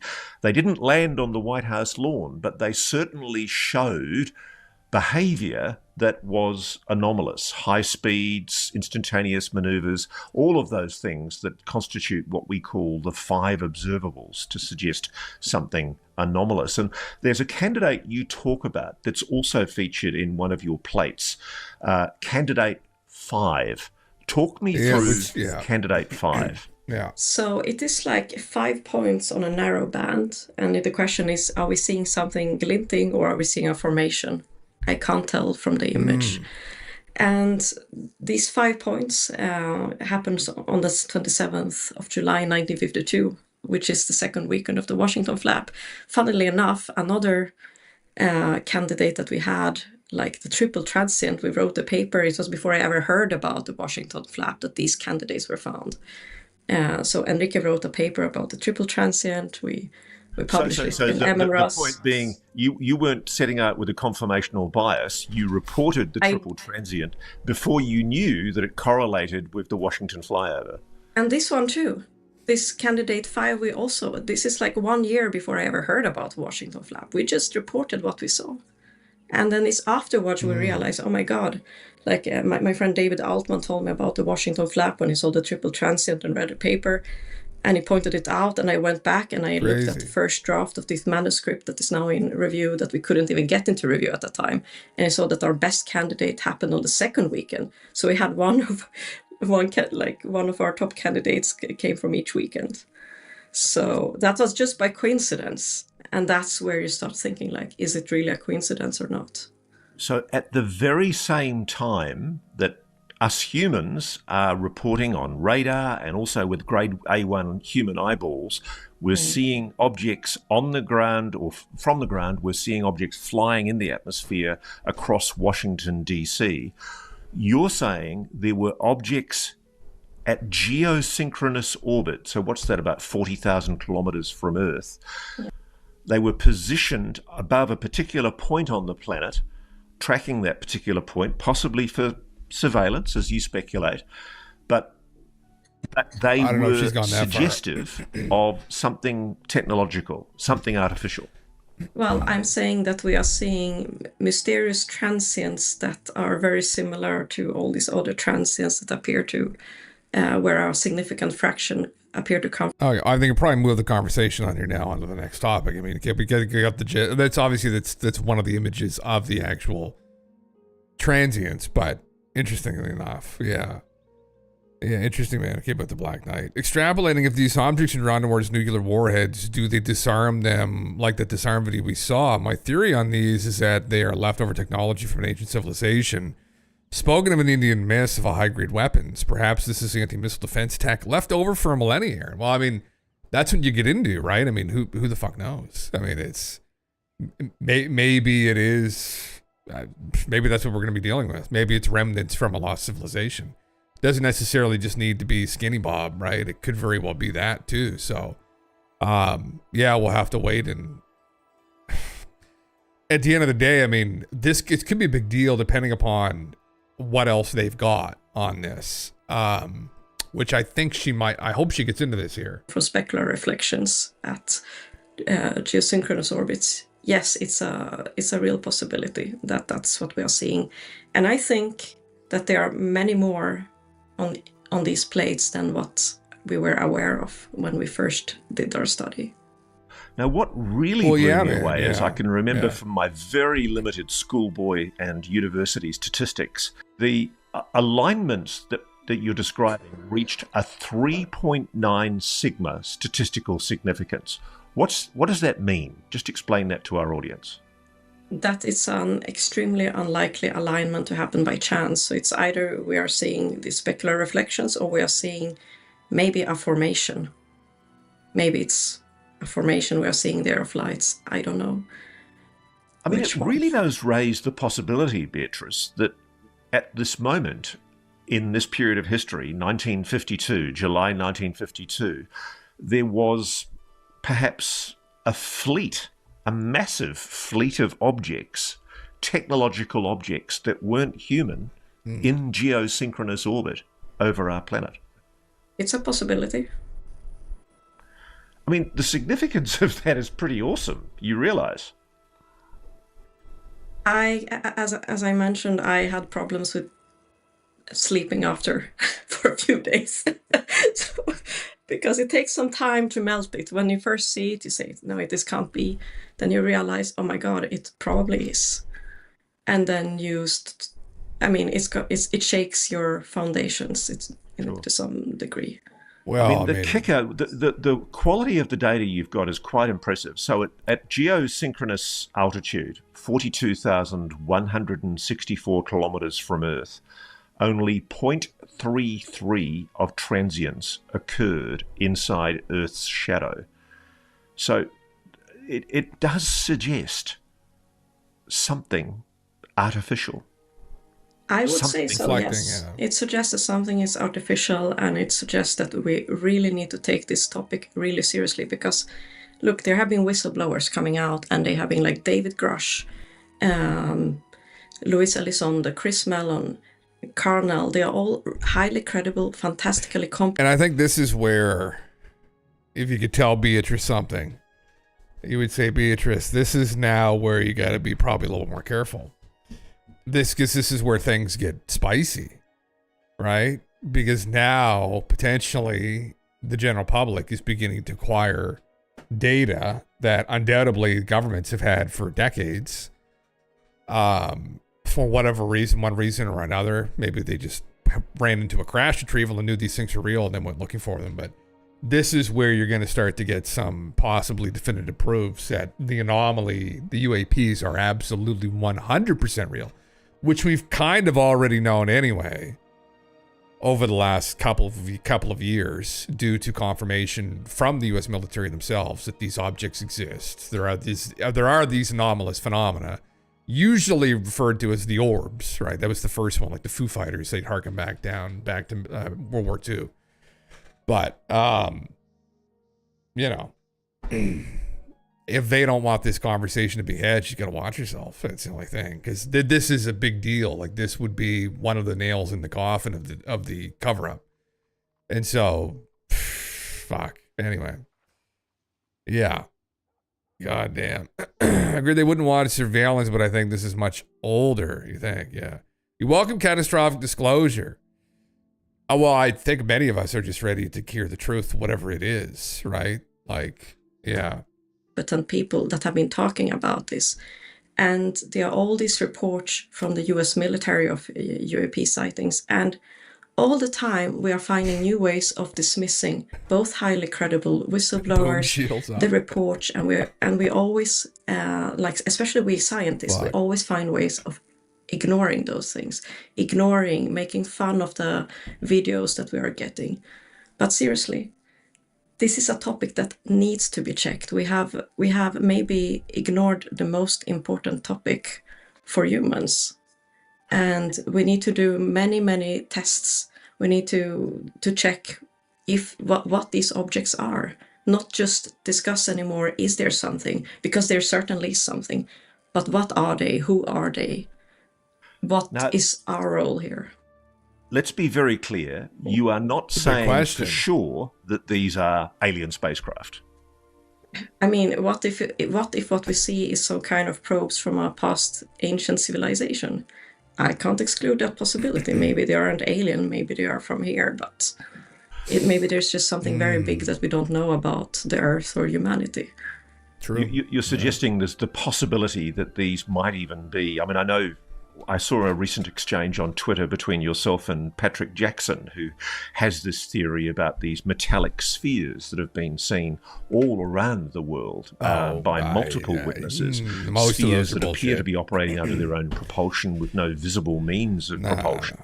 I mean, I know from your figure, your diagram, a straight sphere doesn't work. You almost have to have a flat surface on one or two ends of the sphere for it to do the kind of specular reflections that you're talking about. But what blows me away is whatever we're talking about here, we're talking about a technological object, a constructed artificial object. Yes. Correct? Yes. And the other thing that just shocked me, Beatrice, is the statistical evidence. The result, when you looked at solar reflection as an explanation versus plate defects, this result had a 21.9 sigma significance level, meaning that the missing transients in Earth's shadow are not a statistical fluke. Supports the theory that sunlight is causing the reflections and completely undercuts the idea that plate defects might be the cause.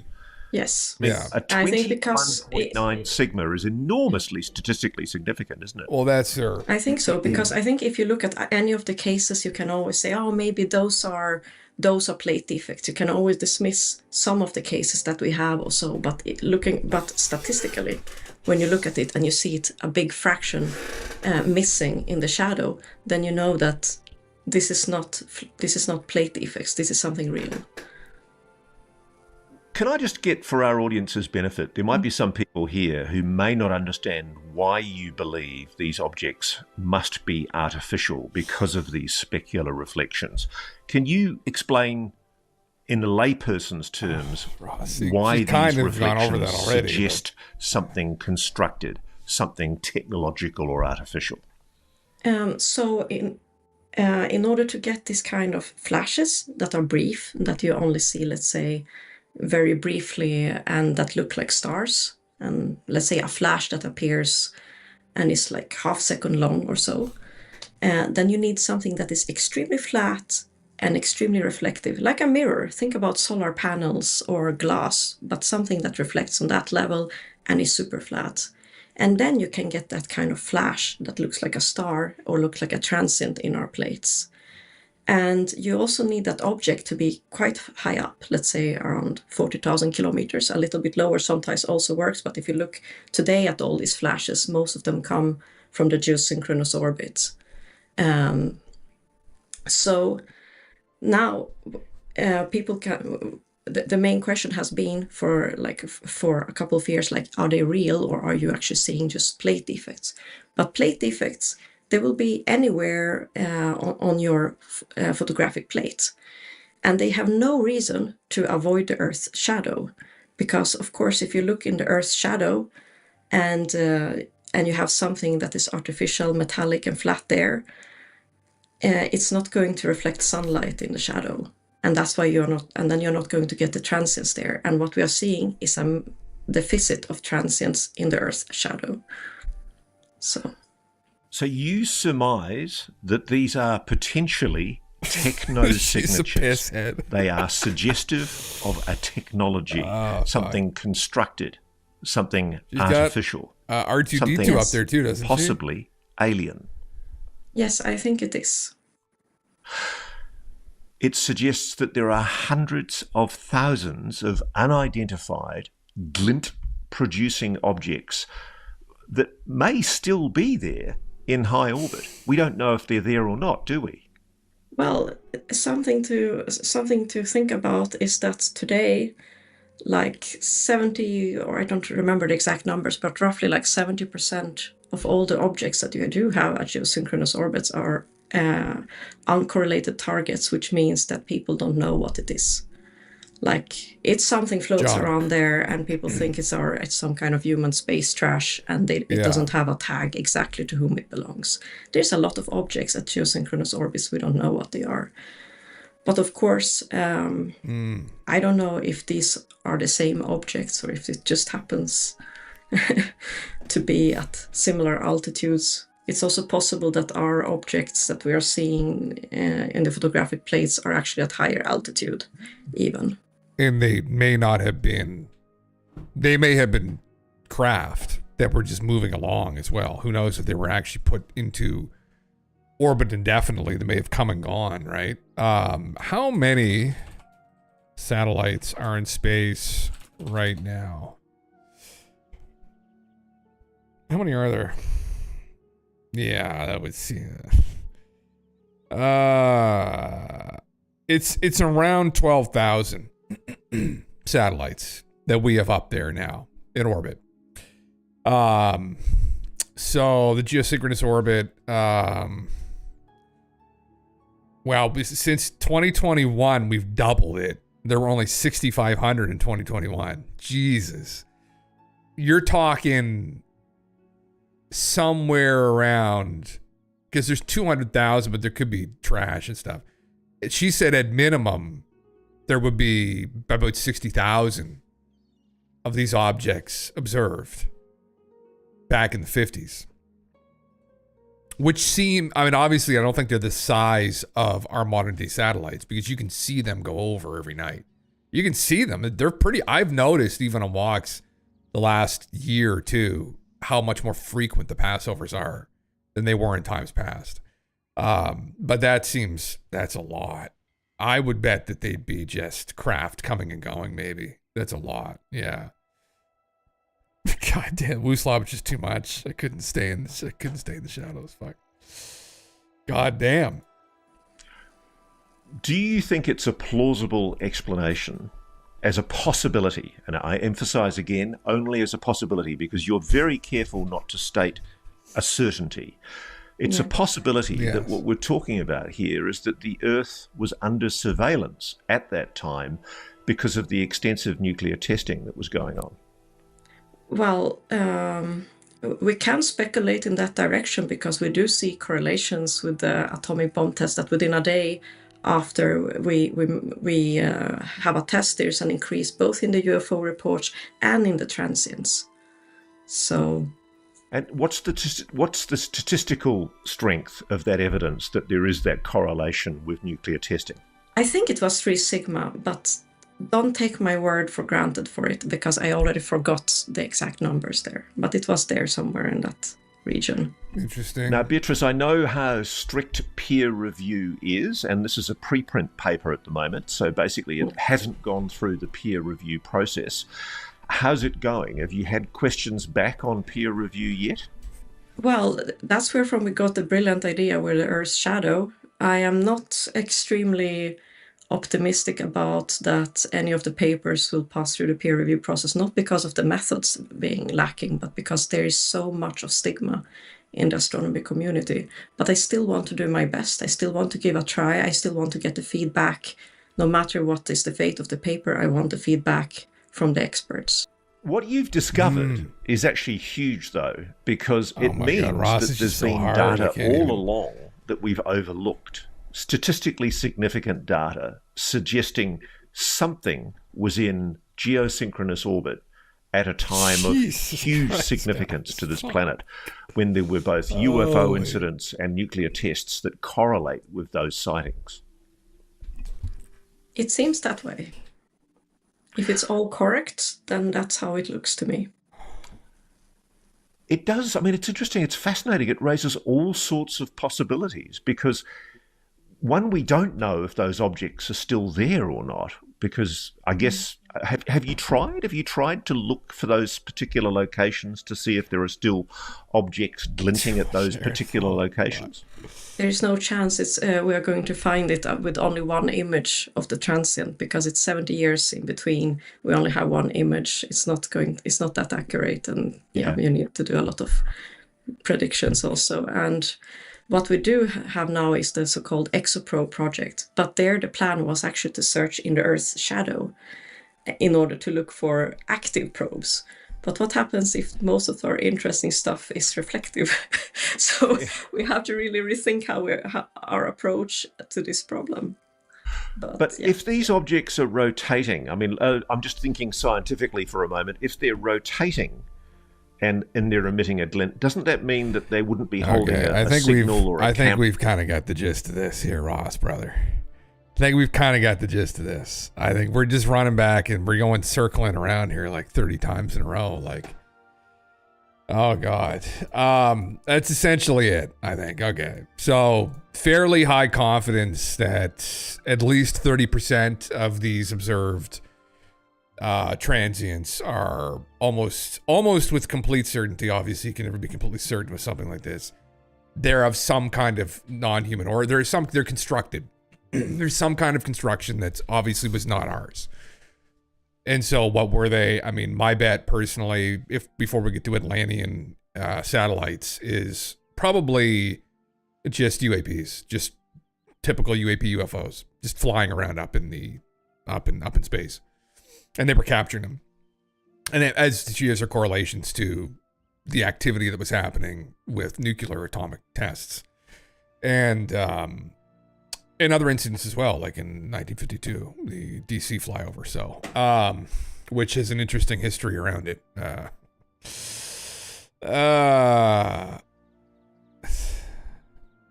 the hell is this? What is this comment here? I literally just, Uncle Dave's Kitchen. I'm a pediatric hospice RN. When I worked in the Ted Ben Hospice inpatient unit, many of our children, mostly ages 8 to 12, that were not heavily medicated, would see what looked like grays, but their heads were thin, not wide. Some of the children would see them at the same time doing the same things. I never did see them. Some children enjoyed them, interacted with them. Others just watched them and responded to them, and some children were frightened and tried to hide from them. At the time, I thought they were just skinny spirits for children. I knew nothing about UFOs or aliens. Facility closed due to funding after 5 years. It would describe the beings the same, even children in private rooms, no interaction with other children. Most of our children lived less than 2 weeks, so we had the children end staged. Who were they and why they were there, I don't know. I told this on Jeff Mara, title Pediatric Hospice Nurse. Actually, it's kind of interesting. Uncle Dave's Kitchen, brother, that's actually intriguing. Very sad, actually. God, how could you do that job, man? Holy fuck, I don't know if my heart can handle that. Extremely fascinating, yeah. How could you not have your humanity destroyed? You definitely have a loss of faith, I guess. Possibly, right? So, yeah. You went too far. Fuck Christ. Jesus. Throw her to the wolves in here. God damn. God damn. If I ever have wrong, we're going to have to be careful here, boys. Fuck. Doesn't have an OnlyFans or anything. You can subscribe to her. She does a Baltic Sea anomaly. There you go. I don't think she's gonna send you pictures though.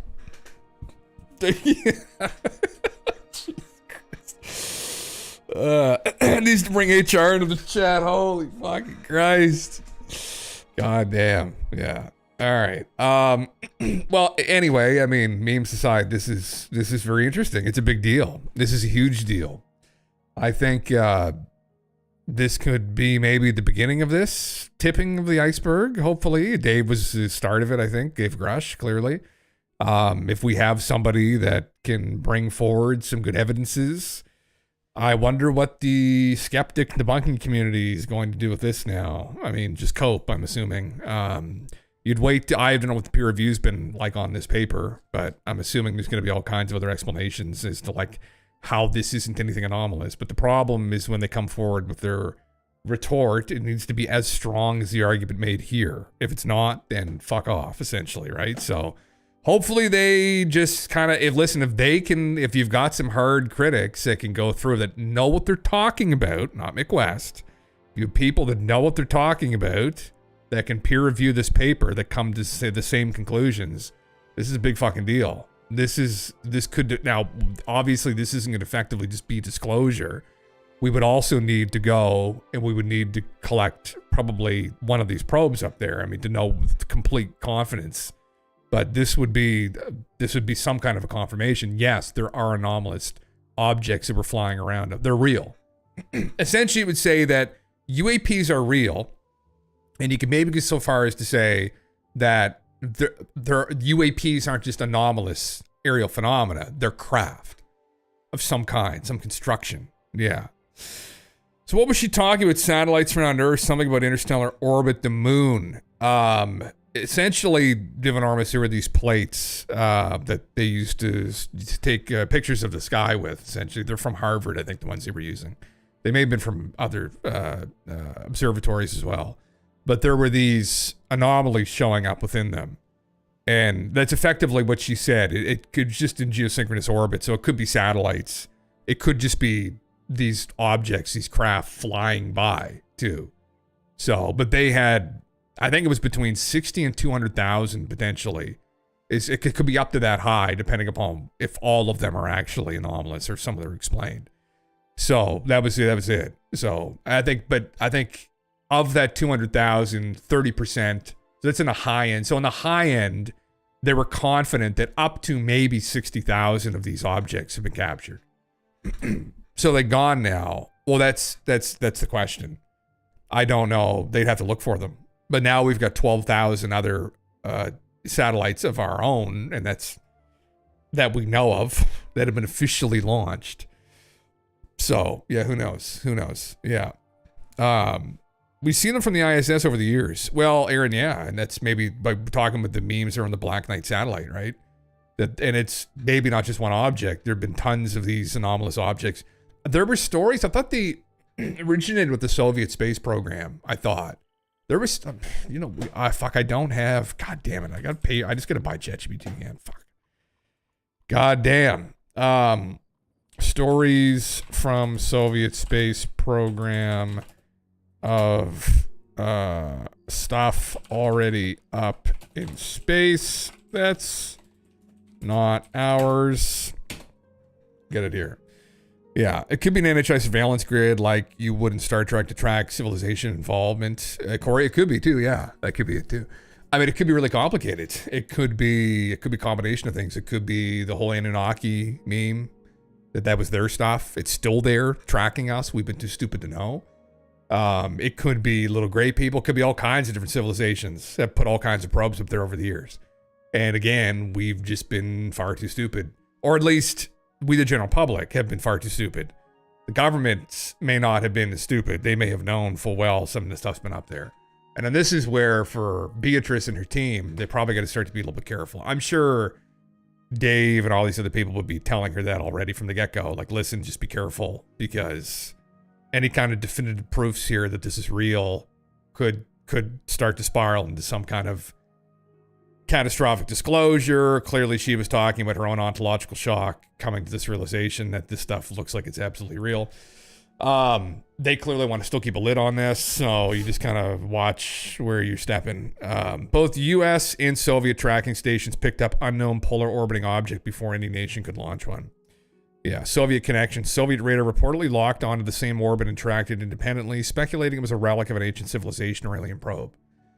This is a Black Knight satellite. Reality, likely a combo of space debris, misidentified satellites like Discoverer, and Cold War paranoia, but the legends persist. Likely. Well, I guess, depending upon these findings, and then I guess it wasn't so likely. It's that still has that propaganda. It's that strain, that thread of propaganda that was started so many years ago now, that is likely a combo of space debris. Well, I mean, again, it's what we don't know, right? I mean, it may not have been, but there was no definitive one way or the other. So now in hindsight, it looks like likely it wasn't space debris. If this is true, it might be real. It might be more than one. The Phantom cosmonauts, Italian brothers Achille and Giovanni Giudica Cordiglia, intercepted Soviet radio transmission from cosmonauts dying in orbit, some suggesting encountered unknown phenomena. The USSR denied it, obviously, but leaked Soviet docs decades later showed failed missions were covered up. Not ours, Angle. The interpretations claim these cosmonauts encountered foreign craft or anomalies, were left to die in silence. Jesus. Voshkod encounters. Voshkod cosmonauts allegedly reported strange object tailing them. Not officially, the Soviet response, quote, anonymously attributed, it moved as though it was observing us. There you go. They see all these orbs. There you go. There's tons of them. There you go. These are the Soviet encounters. Yeah, wow. Interesting. Interesting, the Black Knight encounter here from the Soviets saying it may have been from an ancient civilization. And I think we know specifically who that could have been. Specifically, I have perplexity and love the pro searches. You love perplexity, brother? Fuck yeah. I like message I typed up for you the other day in DM via Discord, but deleted it as it might be too risky to send, brother. Oh, fuck. But an interesting dream that I don't want to share. You might need to set up a Telegram group, maybe. Worked for Trump's folks. I have Signal, man. If you want to use Signal, hit me up. Yeah, just let me know. I not that I have a lot of faith in Signal. Thankfully, I'm nobody important, but I know there's some people on some of those Signal group chats now that are probably pretty nervous in the UK. So, you know, fuck. But anyway, yeah, Dave, listen, that's you. If you're the one, Div Enormous, if you feel comfortable sharing it, yeah. You feel like it's safe. I don't know. I honestly, man, don't know if Signal's safe either, to be completely honest with you. But I wouldn't know. I've heard that too. Ontological shock or vodka cold turkey. Brother. Hey, listen, you discover something like that, man. I'm mixing some cocktails, let me tell you. We're going to be having cocktails every day for the indefinite future, yeah. Hell, yeah. Oh, Christ. Going to be entomological shock when giant mantis people show up to reveal their psionic puppetry. Or just giants, brother. Other giant monkeys like us. They're small monkeys, but big monkeys. Big smart monkeys. That's another one, man. You pull back the veil on that one. Oh, fucking Christ. Anyway. I wonder if she knows about Norman Berggren. I'm always curious to ask other people in astrophysics, you know, engineers who work with probes in space and what they think of his work. I'm not qualified enough to really interpret a lot of it. I've gone through it before. I've gone through his book, Ringmakers, and Jesus Christ, I was just like, fuck. Anyway, it's a big dirty there. That one turns out to be true too. God, Jesus. I mean, again, one of those things, it's like there are things out in the world you can stumble upon that maybe if you're a credentialed person, you shouldn't talk about publicly. Thankfully, I'm just an idiot on the internet. But if I was involved with an institute and I was an extremely accredited person pertaining to something like space, like astrophysics, cosmologist, you know, space engineer, blah, blah, blah, blah, I would probably be more nervous talking about some of that stuff. And it's even this stuff too. I mean, because is that potential proof? Same with John Brandenburg's. I looked at another post he made. I think I forgot to pull it up. He's still on about Cydonia, man. Like, he's got people debate him. Like, obviously we're not going to know till we go there, but like, that is just another talk about ontological shock, right? Like, that's on I think it's almost worse, I would say, at thinking about it over the years, because most people, I think, through popular culture and media have been conditioned to some degree that, well, maybe there are aliens here, right? Maybe that's happening, but it's like out of left field that there's another giant race of humans in the solar system. Like, holy fuck! Like, just bring that up in conversation randomly. And bring up aliens first, and you'll see people go like they'll be like, Jim, like what the fuck are you on now, right? Like, but the crazy thing is there's really more substantial anecdotes, and there are actual evidences of this, although it's in the form of myth and legend, around the world, pertaining to this. Now that they're like in the solar system and they're astronauts, that's a further step. But it is everywhere. And technically in the myths and legends, they aren't from Earth. So then it's like, anyway. And doesn't just end there though. It goes to Mars, it goes to Saturn, it goes to other anecdotes you can pull out of people from the space programs. A group of American astronauts that were obsessed with Samaria for some reason, and the creation stories there. Why is that? I don't know. Yeah. If giants show up, we're gonna be like Chin Pokemon episode of South Park Fest. Couple flying ninja stars from space, brother, into our eyes here, into our electrical grid. That'll be our eye. Just bang. Knock out the whole electrical grid. Send us back to the Stone Age, like how they met us the last time, right? Where it's just literally just brawn. That's it. It's like all muscle. That's all that matters. They just come down and mog us. You have to be so big. You have to be so very big penis, or Earth penis, very, very small. Yeah. Yeah, that's a meme, man. I don't know. Anyway, I mean, maybe this is something we'll stumble across. I mean, hey, it's weird. It's exciting times for living in, though, right? Like, think of this. Maybe this is pertaining to this. The find potentially under Giza that there are these giant constructions. I mean, that doesn't point towards. I mean, the satellite thing may point towards little gray people, but this all points to, I think the Giza meme points to these people, man. It's 100% it points to these people. 100%. And we've got even potentially genetic data that we don't understand, but there's undoubtedly still recoveries to still be found of their bodies. And so this is one of those memes. It's like, what are those things out in the world that are right in front of us that we haven't been able to discern? That's strange, and this is it. This is one of these memes. This is my bet. I'm sharing. Many of you guys in here already know this anyway, or have come up on this yourselves. For people that don't know, this is a big one. This is in. I hope it's in our lifetime we figured this one out. But Jesus Christ, it might be disturbing. It might be really disturbing. It might be really unsettling, because you got to think, right? Like, clearly with the modern abduction phenomena and alien phenomena, whatever's going on with that, it doesn't seem like they've been too involved with us, right? At least in our modern memory. They're kind of relegated away into these kind of metaphysical realms that are away from us. It's almost like they're like watching us from a distance, like Earth is a zoo. This would be very different. This isn't like, this was very much involved, right? Like, they were very much involved is what the reality would be, hypothetically here. Like, they were on the Earth. These were all the stories come from in myths and legends and religions of tampering with men, and this is what it goes back to. And these encounters weren't very nice either. I mean, effectively in the Sumerian creation stories, the Mesopotamian, like, we were slaves. That's effectively why they made us. They made us as slaves to do their bidding. And so these weren't our friends. And so you got to think, let's just say hypothetically, you're the U.S. government, or your people in the upper echelons of the U.S. government, and you're aware of the whole like gray alien phenomena and the mantids and everything. And, they pick people up, but they bring most of them back, and they don't really seem like they were like too involved.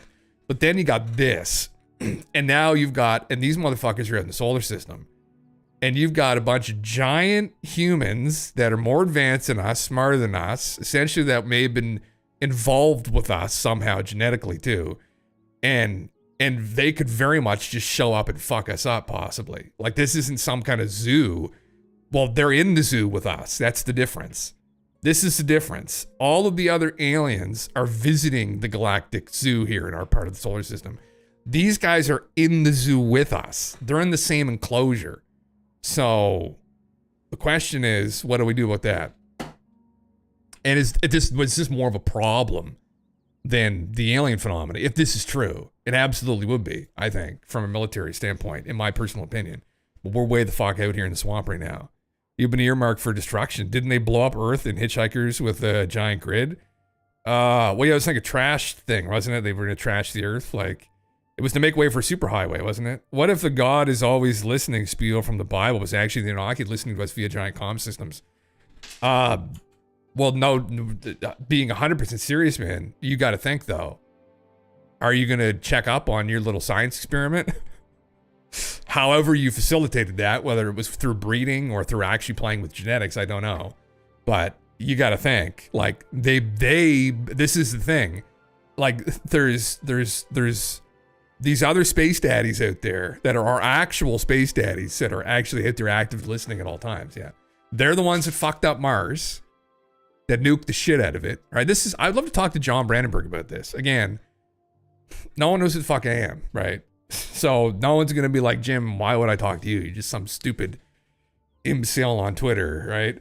But I would like, John, I think John's still on this, like, these were like little green men kind of meme. I'm like, John, brother, we could have another conversation here, bud. And I'd love to hear some of John's stories. He doesn't want to talk about publicly because I know he probably has some. Because there's all those other memes, man. Like, fuck, I remember someone had sent this, but there was that lady who worked at NASA that went on Coast to Coast with John Lear. And she had told him that I was in the control room during one of the early rover tests on Mars. And these two guys started walking to, like, humans, like in a suits, like clearly males, started walking towards the rover. And they thought instantly, this thing isn't on Mars. What the fuck? Right? And then she ran up and they shut the screen off. And this is the story she told. Then they ran up to the main control room with all the, like, you know, credited people. And they blocked the door and blocked out the windows. And she always wanted an explanation from John Lear. And I'd say, if that was a real story, say, sweetheart, that probably was on Mars. And guess what? Not just a barren wasteland, maybe. Wouldn't that be fun to find out? Do they know this already? Are they already aware that this is a meme? I don't know. We're just having fun. For anyone from the government that might be listening, we are just having fun. That don't want the people to, not that we could ever figure this out on our own anyway. We're not going to come to a definitive conclusion on this, but anyway. I'm on to you, motherfuckers. Everybody has been stupid imbecile on Twitter at some point, Jim. Got to start somewhere. That's true, though, man. That's true. That's absolutely true. You do have to work your way up from, like, just stupid anonymous imbecile to public imbecile. Public imbecile. And then some point someone humors you, and then is that when you start making the big money? Probably not.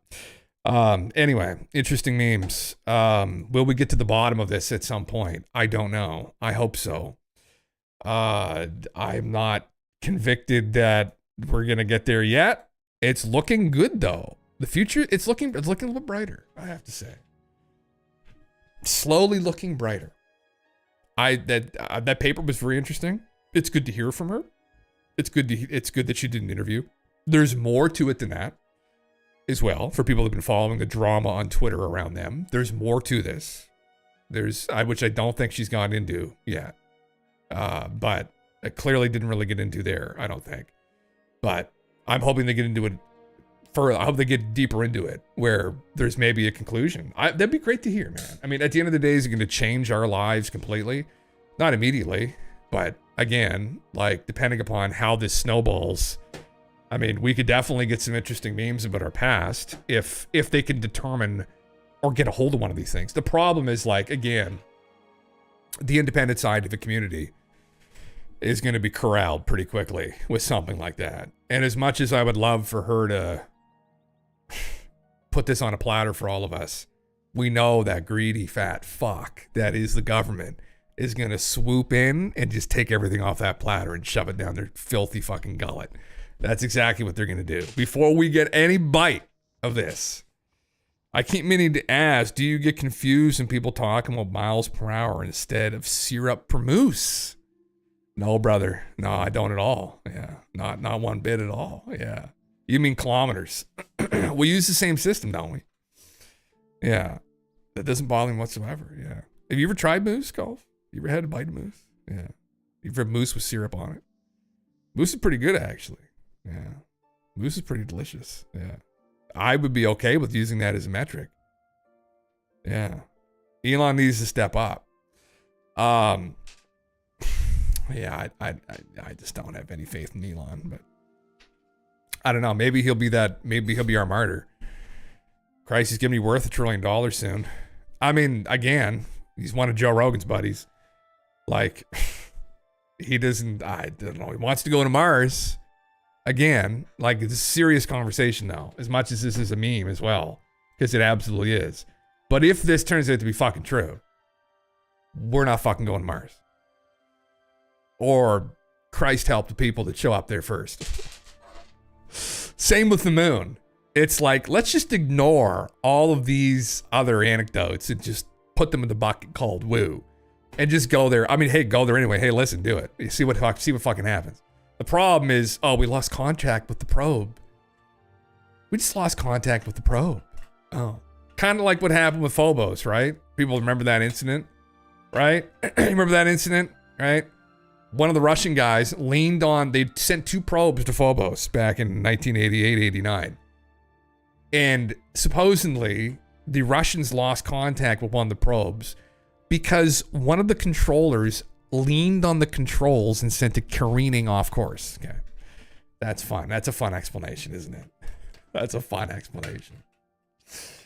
And, you know, at the end of the day, was the photos of some elongated object approaching the craft just some kind of a glitch? It could be. It could be. Were the shadows on the surface of the object as well that were also elongated a part of a glitch? I guess it could be. How and why did they lose contact with that probe, though? Don't know. Both of them? Interesting. Interesting. Still very interesting. If people want to go through that saga, I have on the Discord in Forbidden Knowledge pinned 3 videos. One is a 2-part series of Sitchin rambling very boringly about stuff, which, again, if you're interested in these kinds of conversations, maybe just smoke a joint and sit down and try and listen to them. Makes it easier. You do kind of get into it after a while. The second video is a VHS tape that he put out pertaining to this whole narrative.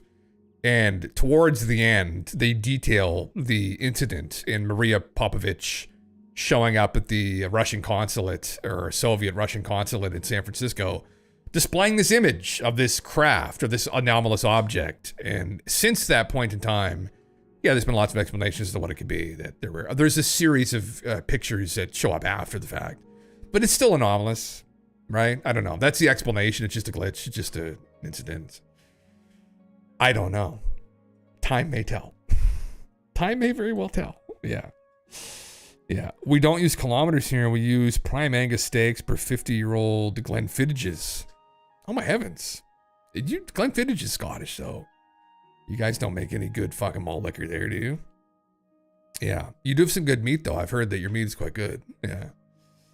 Our meat is okay. It's not that great, actually. But we got moose, though. Listen, there's tons of crepe meat walking around everywhere, right? Just, it's great. You don't even need to do anything with it. Just blow its head off and then throw it in your freezer, right? Yeah.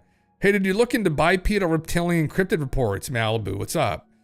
I haven't heard of any recently. Was this one of the videos you'd sent, Malibu? I can't remember.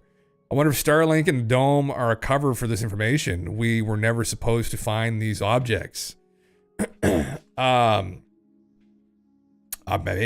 brother. Yeah, who knows? I mean, one of the cover again. You know, this is just me. Well, I'm memeing, but we all know this anyway, probably. But kind of like this guy, right? Oh fuck. Kind of like Norman's meme, right?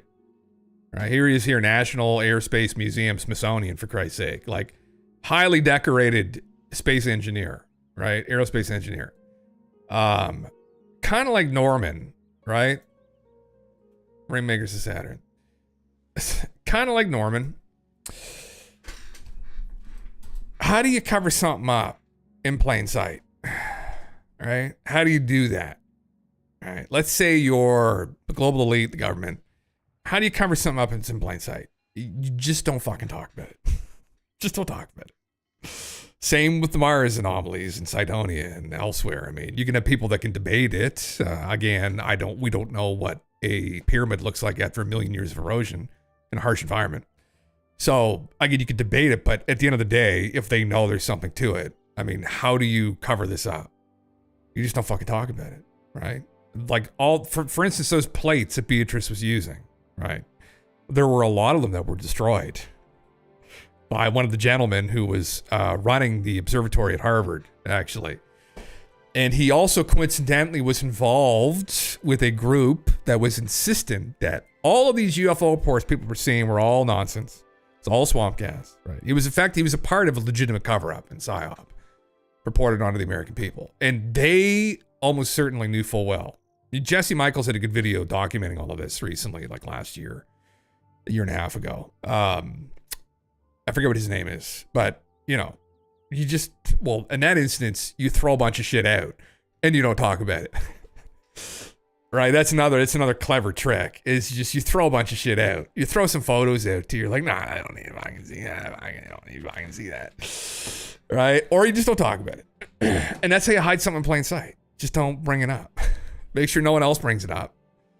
And there you go. Until one day, somebody has the audacity to go and look, right? Like at these plates and say, that's funny. That shouldn't be there. And now those people are probably dead now that started that to begin with. But still, there maybe are other secrets lurking out there. Other areas that they've tried to avert people's gaze from. And this is many people. There are many people working in astronomy, astrophysics that probably don't know about any of this and could care less about it and are more interested in what's going on in Andromeda, the other galaxy, or wherever, right? They're not really looking that close to home, right? So, who knows? Is it called the Mendel Gap bones? What's up? Is that what it is? Is it actually Mendel Gap? Is that what it's called? Is that what it is? It's a Mendel Gap. Is that it? Yeah, anyway. Anyway. Just thought I'd bring that up. I don't know if I really want to subject everyone to listening to Jeremy Corbell for 50 minutes. Is there anything interesting in here that he said, though? You know what we can do? Oh, Jeremy, you're a good boy. Give me the whole transcript. Good boy. I just don't need to listen to you for 50 minutes. I can just... Now, I'm not paying for this anymore. Hopefully this can swallow all of this. Oh, there we go. Wonderful. Bless your heart, yeah. Malby, you didn't answer me. What was there the video pertaining to bipedal reptilian cryptid reports? I haven't heard. Is this a TikTok meme? I posted a YouTube short of us going over that other dingus who had the whole Atlas Comet thing that he claimed he worked for the Pentagon, and it was too long. Please edit and resubmit it. What the fuck are you talking about? No, it's not too long. Swallow it. Yeah, you fucking dope. What? What? Oh, piece of shit. Oh, fuck. I'm gonna have to... You may have to pay for this goddamn thing. Oh, how much do I not want to do that? Ah, fuck. It doesn't even work as well. You have to do all this finagling just to get a TLDR of what was said. Cut. There you go. Bud. Yes, it does. Yes, it does. Yes, we know all that. I'm looking if there's anything else going on here. I'm talking about this. I should have stipulated that I had more stuff coming. We'll just dump it and say. Okay. Real discovery. Okay, alright. Here's the rest. TLDR best bits. Bang, there we go. There you go. Here we go. Yeah, this is a preview of what I mentioned yesterday that he had said. He was warning that we're seeing signs of a psychological operation aimed at weaponizing fear of UAPs, manufacturing a narrative that they are a threat. Well, but I mean, of course we're going to, brother. He accuses unnamed groups, likely intelligence agencies, of promoting this alien invasion angle to control the narrative or justify weaponization, surveillance, and increase budgets. Kind of like the rumors on 4chan that had been circulating around that, you know, there's going to be some kind of an alien invasion in the future if we don't join the Galactic Federation. There's discussion of how the public is being gamed with influencers and media figures pressured or recruited to parrot specific talking points. Interesting. Corbell, this isn't just disinformation, it's orchestration. UAP technology and secrecy, they speculated about reverse engineered craft and energy systems being locked away in special access programs. SAPs, PSAPs, WooSAPs. Science fiction level tech may exist, but it is compartmentalized without legislative override. It stays buried. Referencing Admiral Gallaudet again, they reiterate the call to elevate UAP tech to a national R&D priority. Yeah. Potentially acting to Manhattan or Apollo projects. Well, they probably already have, though. What the fuck, kind of space crack are they smoking here? Okay, all right. Whistleblowers in coming hearings. Dave Grush is still a linchpin. His evidence interviews are part of the internal classified review process. New hearings in September. I'll have a nice pumpkin fall chai latte flavored drink. I'll have my Uggs on. I'll have everything. I'll have my scarf. I'll be so cozy. Right? White boy fall. Right? That's what it's going to be every fall. I gotta get my pumpkin. I actually, no joke, get my pumpkin drink on. Little pumpkin espresso in the morning. You know? You get make a little cappuccino, but put a little bit of pumpkin flavoring on the top. A little pumpkin spice on the top. Brilliant. It's like I can't really tolerate milk, so unfortunately, my body doesn't really like me for the entirety of fall, but I subject myself to it anyway because it's just too delicious.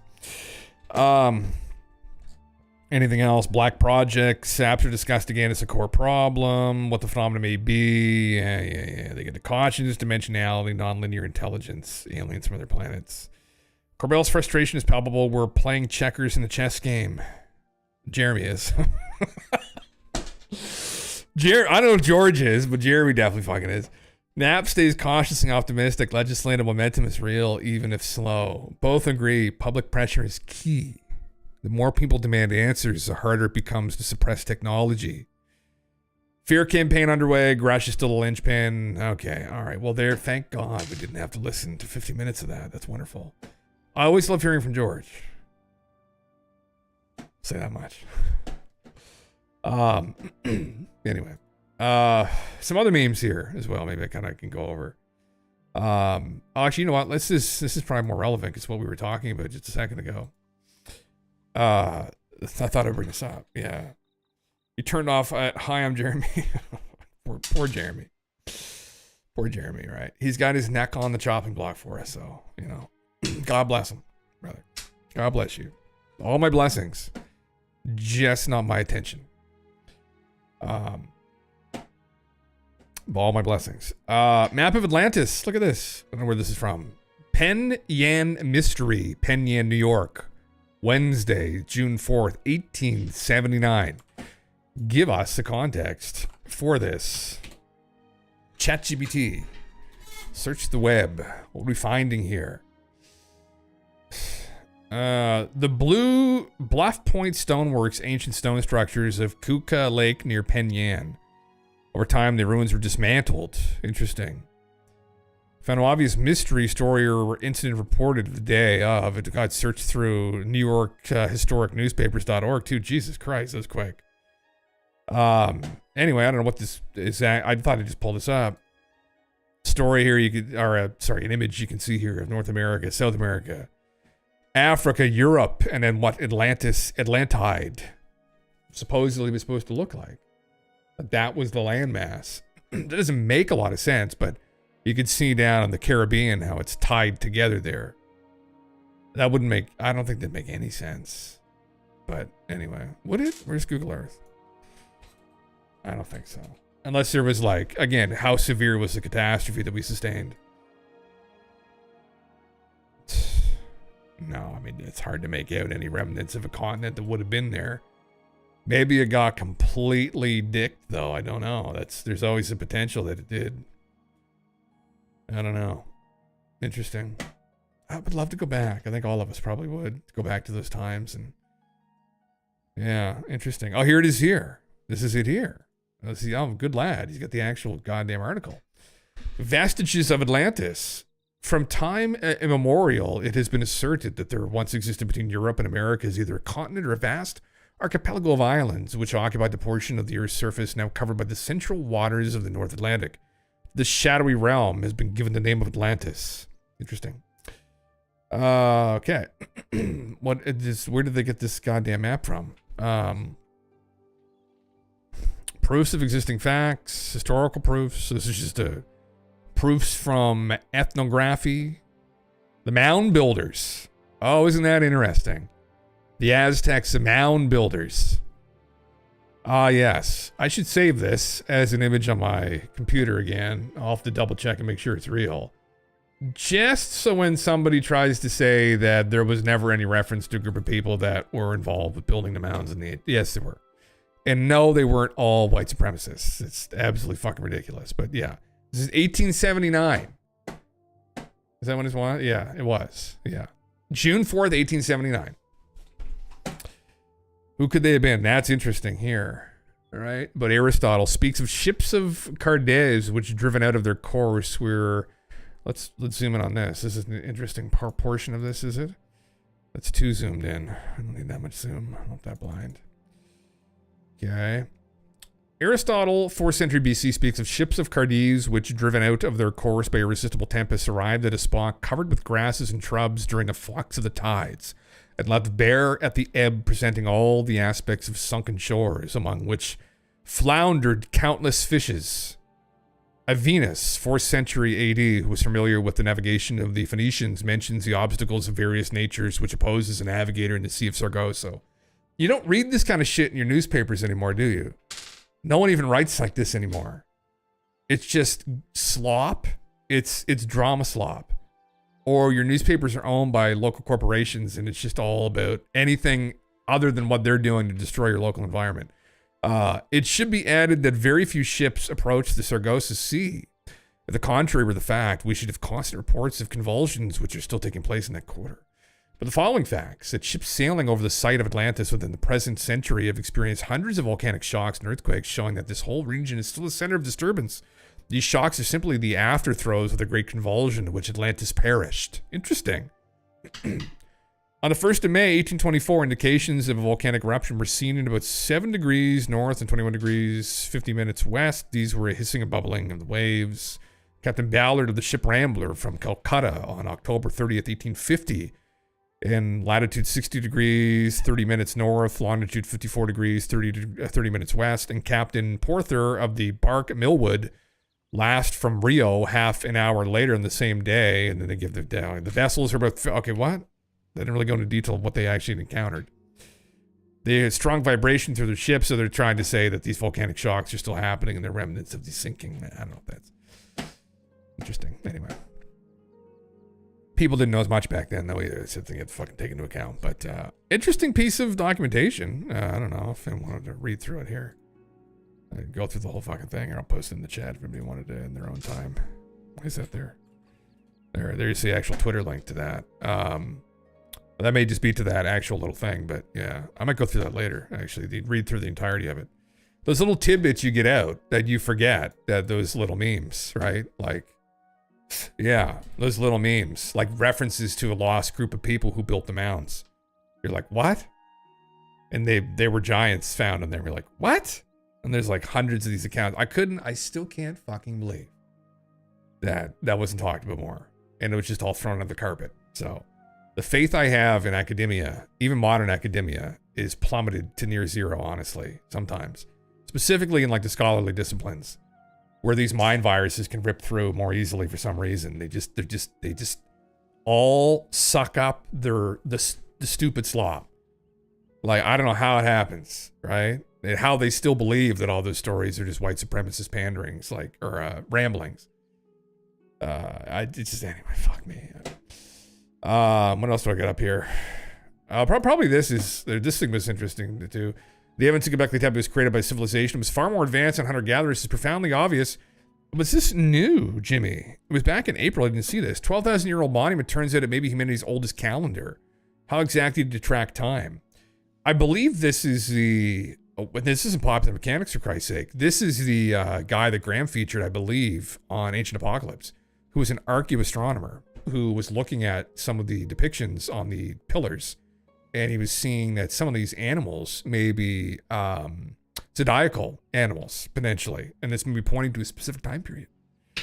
Why do we always finish at Atlantis? Just saying, all roads lead to Rome, brother. Yeah, I tend to like arrange it, usually the stream, where I'll start with like just regular drama slop about the government's trying to take all rights away or other stupid streamer stuff. And then I'll move over to like aliens. And then I usually try and finish with Atlantis. Sprinkling of like ancient history. That's what I tend to do. Although there's not a whole lot on this time, which is why I just kind of left it to the very end. But shit. Anyway, interesting. Archaeologists ask, but where's the evidence of farming? It's gone. It's been nearly 12,000 years. Wake up. Absence of evidence is not evidence of absence. There's almost no evidence of my failed tomato garden from 2 years ago. So, yeah, it is a fact that whoever created Göbekli Tepe surely ate something. Each other. The Giants, brother. Cannibals. Yeah.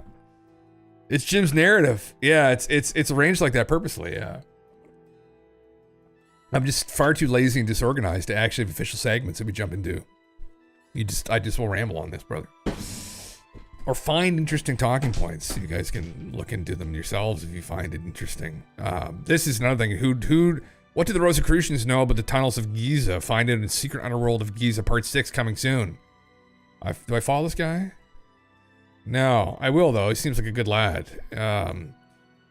Brother, fuck, I don't know. Thought I'd keep up with that. The Name of the Rose. Oh, I gotta rewatch. Was that the real movie? Sean Connery. Was that right? Right. I gotta watch that. Wasn't it King Arthur though? Isn't that what it was with him? Or was it The Name of the Rose? Is another one. Anyway, this is the other thing I had up here, which I thought was kind of interesting. That I don't know if we're gonna read through in its entirety, but Jay Anderson had recorded these Egyptian in the Museum of Cairo. They have the disc of Sabu, the schist disc. It was found in a tomb at Saqqara by Walter Bryan in 1936. It's believed to be at least 5,000 years old. Jesus. It's a ritual object. I've heard explanations from it being a ritual object to it being an object potentially used in the brewing of beverages like beer. Although at that time, beer would have been floated around. The Sumerians had beer cooking up around 5,000 years ago. So that's around that time period, actually. So maybe this was an integral part of beer. Now, this is schist. So it's fairly hard, but I don't know if I'd want that involved in any kind of machine. Would probably blow apart pretty quickly. But somebody suggested down here who is the guy that has this whole Earth cataclysm theory, had sent this: an engineer's perspective on the Sabu disk impeller and its critical role in heavy block movement.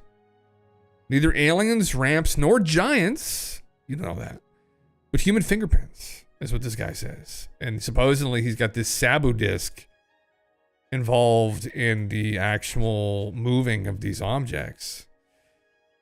Oh, impeller pump. So they pump water into the disc. That's a fairly advanced construction, though, to be completely honest.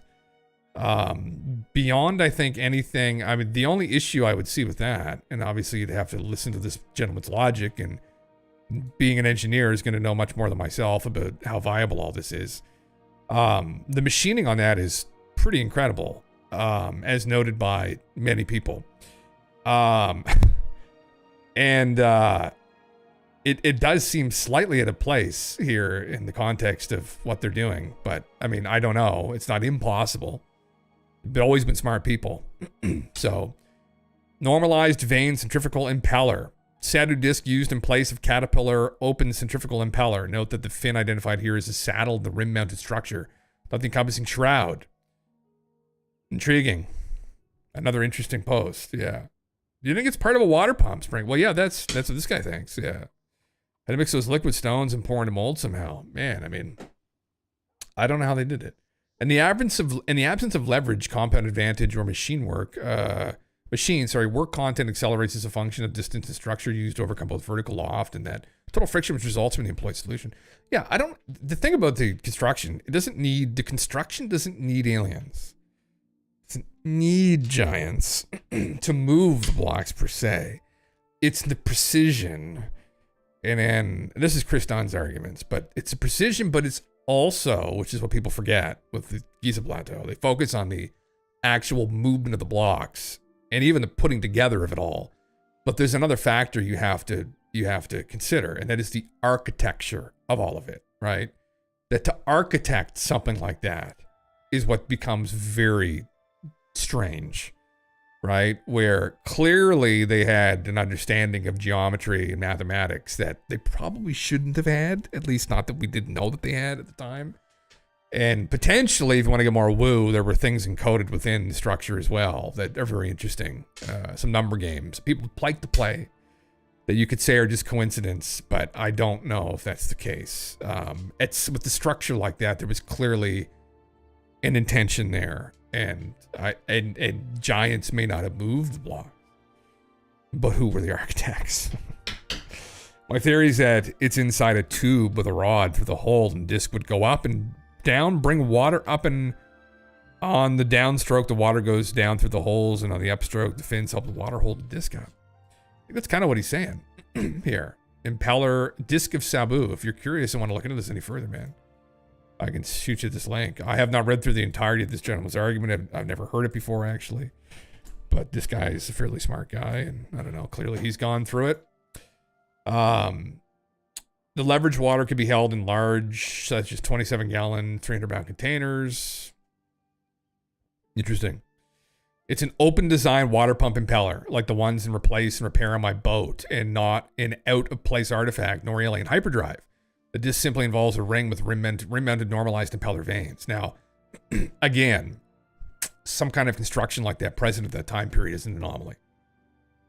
Yeah, Egyptian Museum. Mohs 7 quartzite siltstone is difficult and time-consuming to work into a tool.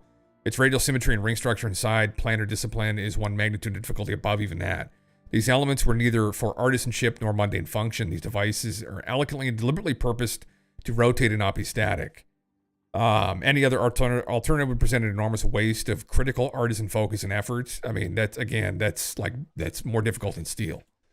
So steel's a 6 on the Mohs scale, I believe, 5 to 6. So how they did it, I don't know. Yeah, similar to an Archimedes screw, brother. Well, there you go. Yeah, impellers are used vertically and spin like a wheel. Yes, okay, Spring. Yeah. Interesting. Yeah, interesting meme. I mean, I don't know. Yeah. I don't know. It would need to be hard because lifting water is heavy. Well, that's very true. It would be. Yeah. I'd be very curious how they, out of all of the different vases and artworks or artifacts, that is one of the most anomalous. Actually, the only thing now that would be more anomalous would be the vases they recently scanned at the Vase Scan Project, which were unbelievably precise. Almost too precise. Again, given what we knew about the Egyptians at that time and their level of technological development, which leads some people to think that these were artifacts from an earlier period of time. This could also be an artifact from an earlier period of time that they were using. But who knows? I don't know. Yeah, interesting though. Yeah. The spin makes it be lighter unless the vortex makes things lighter. Interesting. Yeah. Again, all they would have had then would have been stone. The alien bend to me is, and I mean, who knows if this ends up being giants and who knows where they're from. But the ancient aliens, Giorgio Tsoukalos, Eric Von Daniken alien bend is always like, I don't know, like they would have. Well, first of all, you could just use the argument, well, they took all their stuff back with them. But why they'd be using available materials like this, like schist, siltstone, to make these devices, like they wouldn't be fucking around with that, right? It's clearly some group of people that are native to the area and don't have any exotic materials at their disposal. But that doesn't mean they don't have exotic knowledge, right? And so maybe that's all they needed, right? They just end up going native. That's one theory that people have too. And if someone in earlier civilizations, maybe, I mean, they weren't from here. And after you cannibalize your craft, there's really all that's left is just, you just got knowledge and you just go around and you just use available materials, right? So, yeah, they got their tools from Rent-A-Center.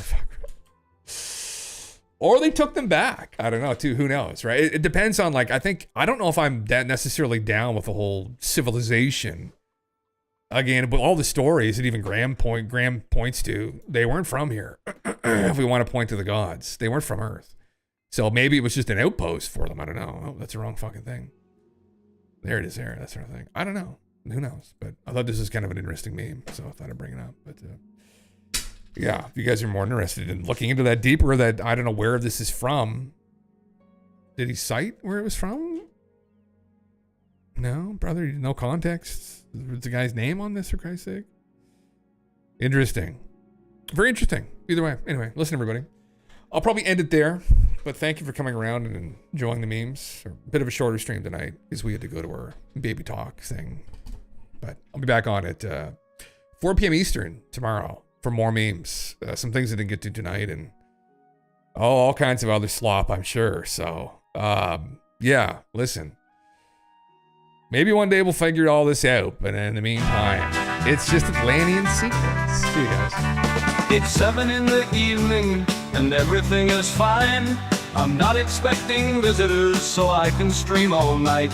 I'll take my stream deck out from where I'm playing Fortnite. We'll play until the morning. At 3 a.m. we hear him again from the sound of the submarine.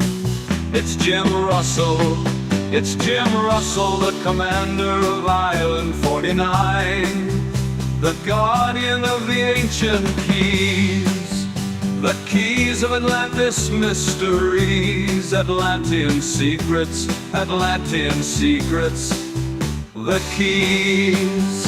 My dudes, let's follow in order to let go. Distorted echoes, the mysterious magnetic fields. Atlantean seas, Atlantean seas. We have to swim through the ocean, the periscopic deception, ancient doorways that tremble before the subterranean castle. He calls us, my dudes, robots and erudites. 'Cause at 3 a.m. we hear him again from the sound of the almond shells. It's Jim Russell, it's Jim Russell, Union leader of Sorceric Knights. And he parts in the breaking